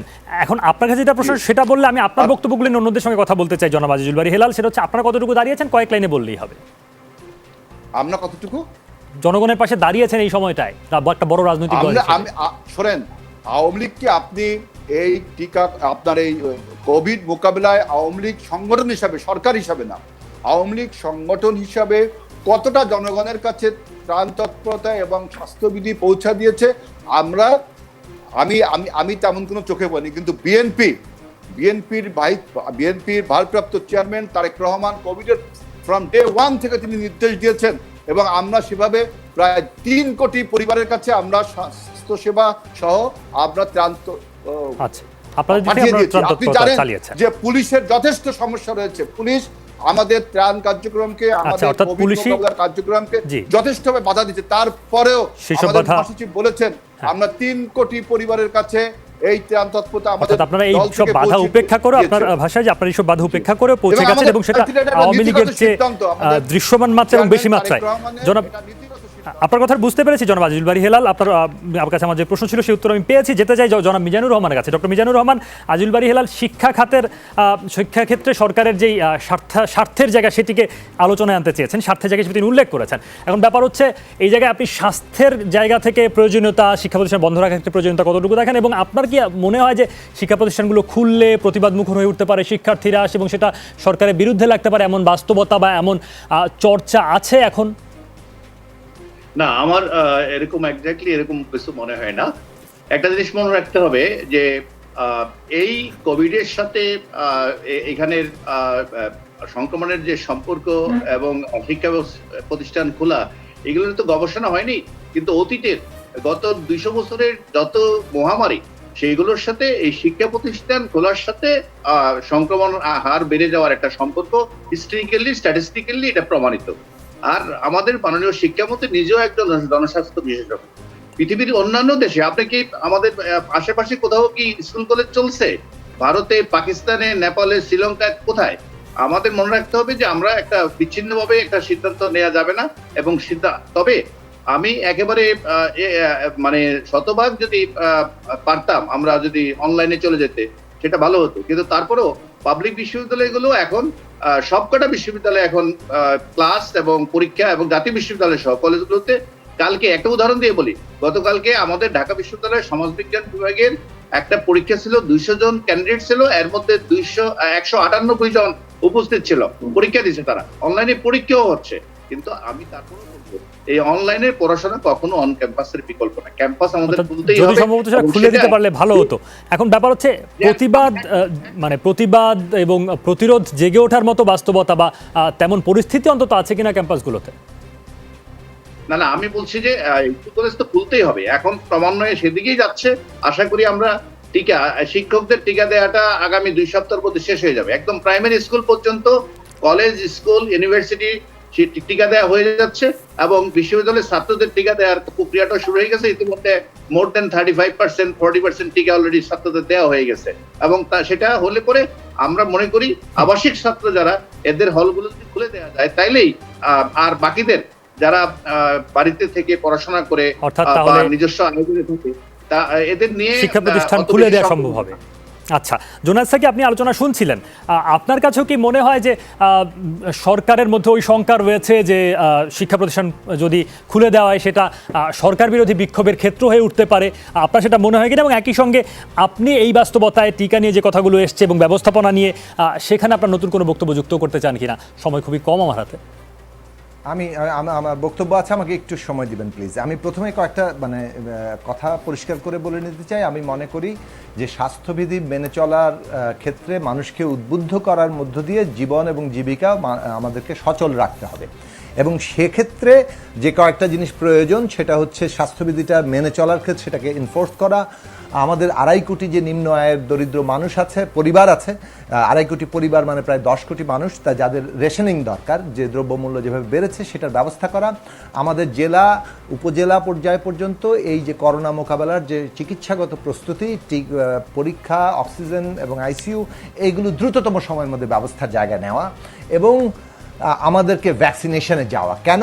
আমাদের স্কুল কলেজ খুলতে হবে, অবিলম্বে খুলতে হবে, এই মুহূর্তে স্কুল কলেজ খোলার প্রস্তুতি নিতে হবে, এবং কারখানা খুলতে হবে, সব কিছু চালু রাখতে হবে। এই জন্য ভ্যাকসিনেশন আমাদের এখন 1 নম্বর জরুরি কাজ, এবং সেই কাজের জন্য ভ্যাকসিন সংগ্রহ করাটা একটা জরুরি কাজ। এখন শিক্ষা প্রতিষ্ঠান না খোলার ব্যাপারে সরকারের সাইকোলজি, তার মধ্যে বিরাট একটা আশঙ্কা এটাই যে ছাত্রদের বিরাট আন্দোলন হবে। আমি এখন এই মুহূর্তে সেই প্রসঙ্গে যাচ্ছি না। আমি বলতে চাচ্ছি শিক্ষা প্রতিষ্ঠান খোলা দরকার, শিক্ষা ব্যবস্থা প্রায় বিপর্যয়ের মধ্যে। 2 নম্বর হচ্ছে যে এগুলো খোলার পূর্ব শর্ত কি? পূর্ব শর্ত হচ্ছে ভ্যাকসিনটা আপনার সংগ্রহ করা, সেটা ঠিকঠাক মতো দেয়া। এখন ভ্যাকসিন সংগ্রহ করার ক্ষেত্রে আমি বহু টকশোতে বলেছি যে এটা বাজারে যদি 100 টাকা দাম হয় তা আমাকে 100 টাকা দিয়ে কিনতে হবে, কারণ একদিনের লকডাউনে আমাদের যে আর্থিক ক্ষতি হয়, আপনি যদি আমাদের 13 কোটি মানুষের ভ্যাকসিনের দাম যত দাম বাজারে হওয়া যায় সেই টাকা দিয়েও কেনেন, তারপরেও আমরা আর্থিক ক্ষতির দিক থেকে অনেক কম খরচে ভ্যাকসিন মানুষকে দিতে পারবো, এই লকডাউনের মতো আর্থিক ক্ষতি বাঁচাতে পারবো। তাহলে সেই জায়গায় আমি বলেছি যে, আমি শেষ করতে দিবে প্লিজ, বাজারের দর অনুযায়ী কিনতে হবে। কিন্তু বাজারের দর যদি কোনোটা পাওয়া যায় $8, আমি শেষ করি, আমি একেবারে শেষ কথা চলে আসছি। বাজারে যদি কোথাও $8 পাওয়া যায়, কোথাও যদি, আর আপনি সেটা যখন কেনেন না, প্রস্তাব দেন না, যখন এটা একটা পাবলিক ডিসকোর্সের ব্যাপার, যে স্পুটনিকের এই টিকা কেনার ব্যাপারটা নিয়ে সরকারের বিভিন্ন পর্যায়ে আলোচনা হচ্ছে, কিন্তু সরকারের এখানে এটা সিদ্ধান্ত গ্রহণ হচ্ছে না, এই নিয়ে টেলিভিশন, টক শো, পত্রপত্রিকায় লেখালেখি হচ্ছে, যখন অসীম কুমার আমাকে এটা বলেন অসৎ উদ্দেশ্যপূর্ণভাবে কথা বলছি, আমি বরং দেখতে পাচ্ছি যে একটা অসৎ স্বার্থ গোষ্ঠী বাংলাদেশে এই জনস্বার্থের জায়গাটাকে বাধা দিচ্ছে, এবং অসীম কুমার উকিল ভাইরা এটাকে আড়াল করছেন, সেটাই বরং অসৎ কাজ হচ্ছে। আমি শুধু এইটুকু বলবো যে রাতের আধারে ক্ষমতা দখল করা যেমন অপরাধ, তেমনি রাতের আধারে আইন শৃঙ্খলা বাহিনী দিয়ে ভোট কাটাও সমান অপরাধ, বরং তার চেয়ে বেশি অপরাধ, এবং জনপ্রতিনিধি আজকে সে কারণে নাই। আমলাতন্ত্র খালি এই কারণে নাই যে আমলাতন্ত্রকে দিয়ে সিদ্ধান্ত নেওয়া হচ্ছে, জনপ্রতিনিধিদেরকে বাদ রাখা হচ্ছে। বাংলাদেশের জনপ্রতিনিধি কোথায়? এই জনপ্রতিনিধি এই প্রশ্নটা আমি রাখতে চাই জনাব জোনায়েদ সাকি অসীম কুমার উকিলের কাছে। জনাব অসীম কুমার উকিলের কাছে যেতে চাই। এখন জনাব অসীম কুমার উকিল, অনেকগুলো প্রশ্ন উঠে এসেছে, কিন্তু একেবারে শেষ দিকে চলে এসেছি আলোচনার। আপনি সেটা আপনারা সংগঠন হিসেবে কি করছেন, জনপ্রতিনিধি হিসেবে কি করছেন, এবং টিকা নিয়ে কিছু করা যেত কিনা, শিক্ষা প্রতিষ্ঠান খোলা নিয়ে আপনাদের কোনো বক্তব্য? আপনার সময় খুবই কম, আপনি কয়েক লাইনে বললে আমি খুশি হব। আচ্ছা, আমরা এগিয়ে যাচ্ছি সম্মুখপানে সকল ক্ষেত্রে, টিকা থেকে শুরু করে সবকিছু। নিঃসন্দেহে আজিজুল বারী হেলাল বা জুনায়েদ শেখের শিক্ষা ব্যবস্থা, শিক্ষাঙ্গনে যে কথাগুলি বলেছেন, এটাই স্বাভাবিক। আমরা ক্যাম্পাসে বড় হওয়া মানুষ, মেজান স্যার তো ক্যাম্পাসে বড় হওয়া থেকে এখনো আছে আর কি, এটা খুব স্বাভাবিক। আমাদের শিক্ষাঙ্গনের ক্ষতিটা অপূরণীয় ক্ষতি হয়েছে, এটা কিভাবে কভার করা যায় কোনো বিতর্কে না গিয়ে সুস্পষ্ট ভাষায় এটা বলা, এটা কিভাবে করা যায় আমরা সকলে মিলে এই চেষ্টাটা করতে হবে। এই ব্যাপারে পাশ কাটানোর কোনো সুযোগ আছে বলে আমি মনে করি না। আমি সাবেক ছাত্রনেতা হিসেবে এই কথাগুলি বলাটাই আমি স্বাভাবিক মনে করছি। পুলিশি বাধা উপেক্ষা করে আজিজুল বারী হেলালরা সর্বত্র ত্রাণ কাজ পরিচালনা করছে, সেটা খুব ভালো কথা। তবে এই কথা দিয়ে প্রমাণিত হয় যে ত্রাণ কাজ তারা সাকসেসফুল করছে। এটা কথার জন্য কথা বলছে পুলিশি বাধা, কোনো পুলিশি বাধা কোনো ত্রাণ কাজ ব্যাহত করছে না, ব্যাহত করার কোনো সুযোগ আছে বলে আমি মনে করি না।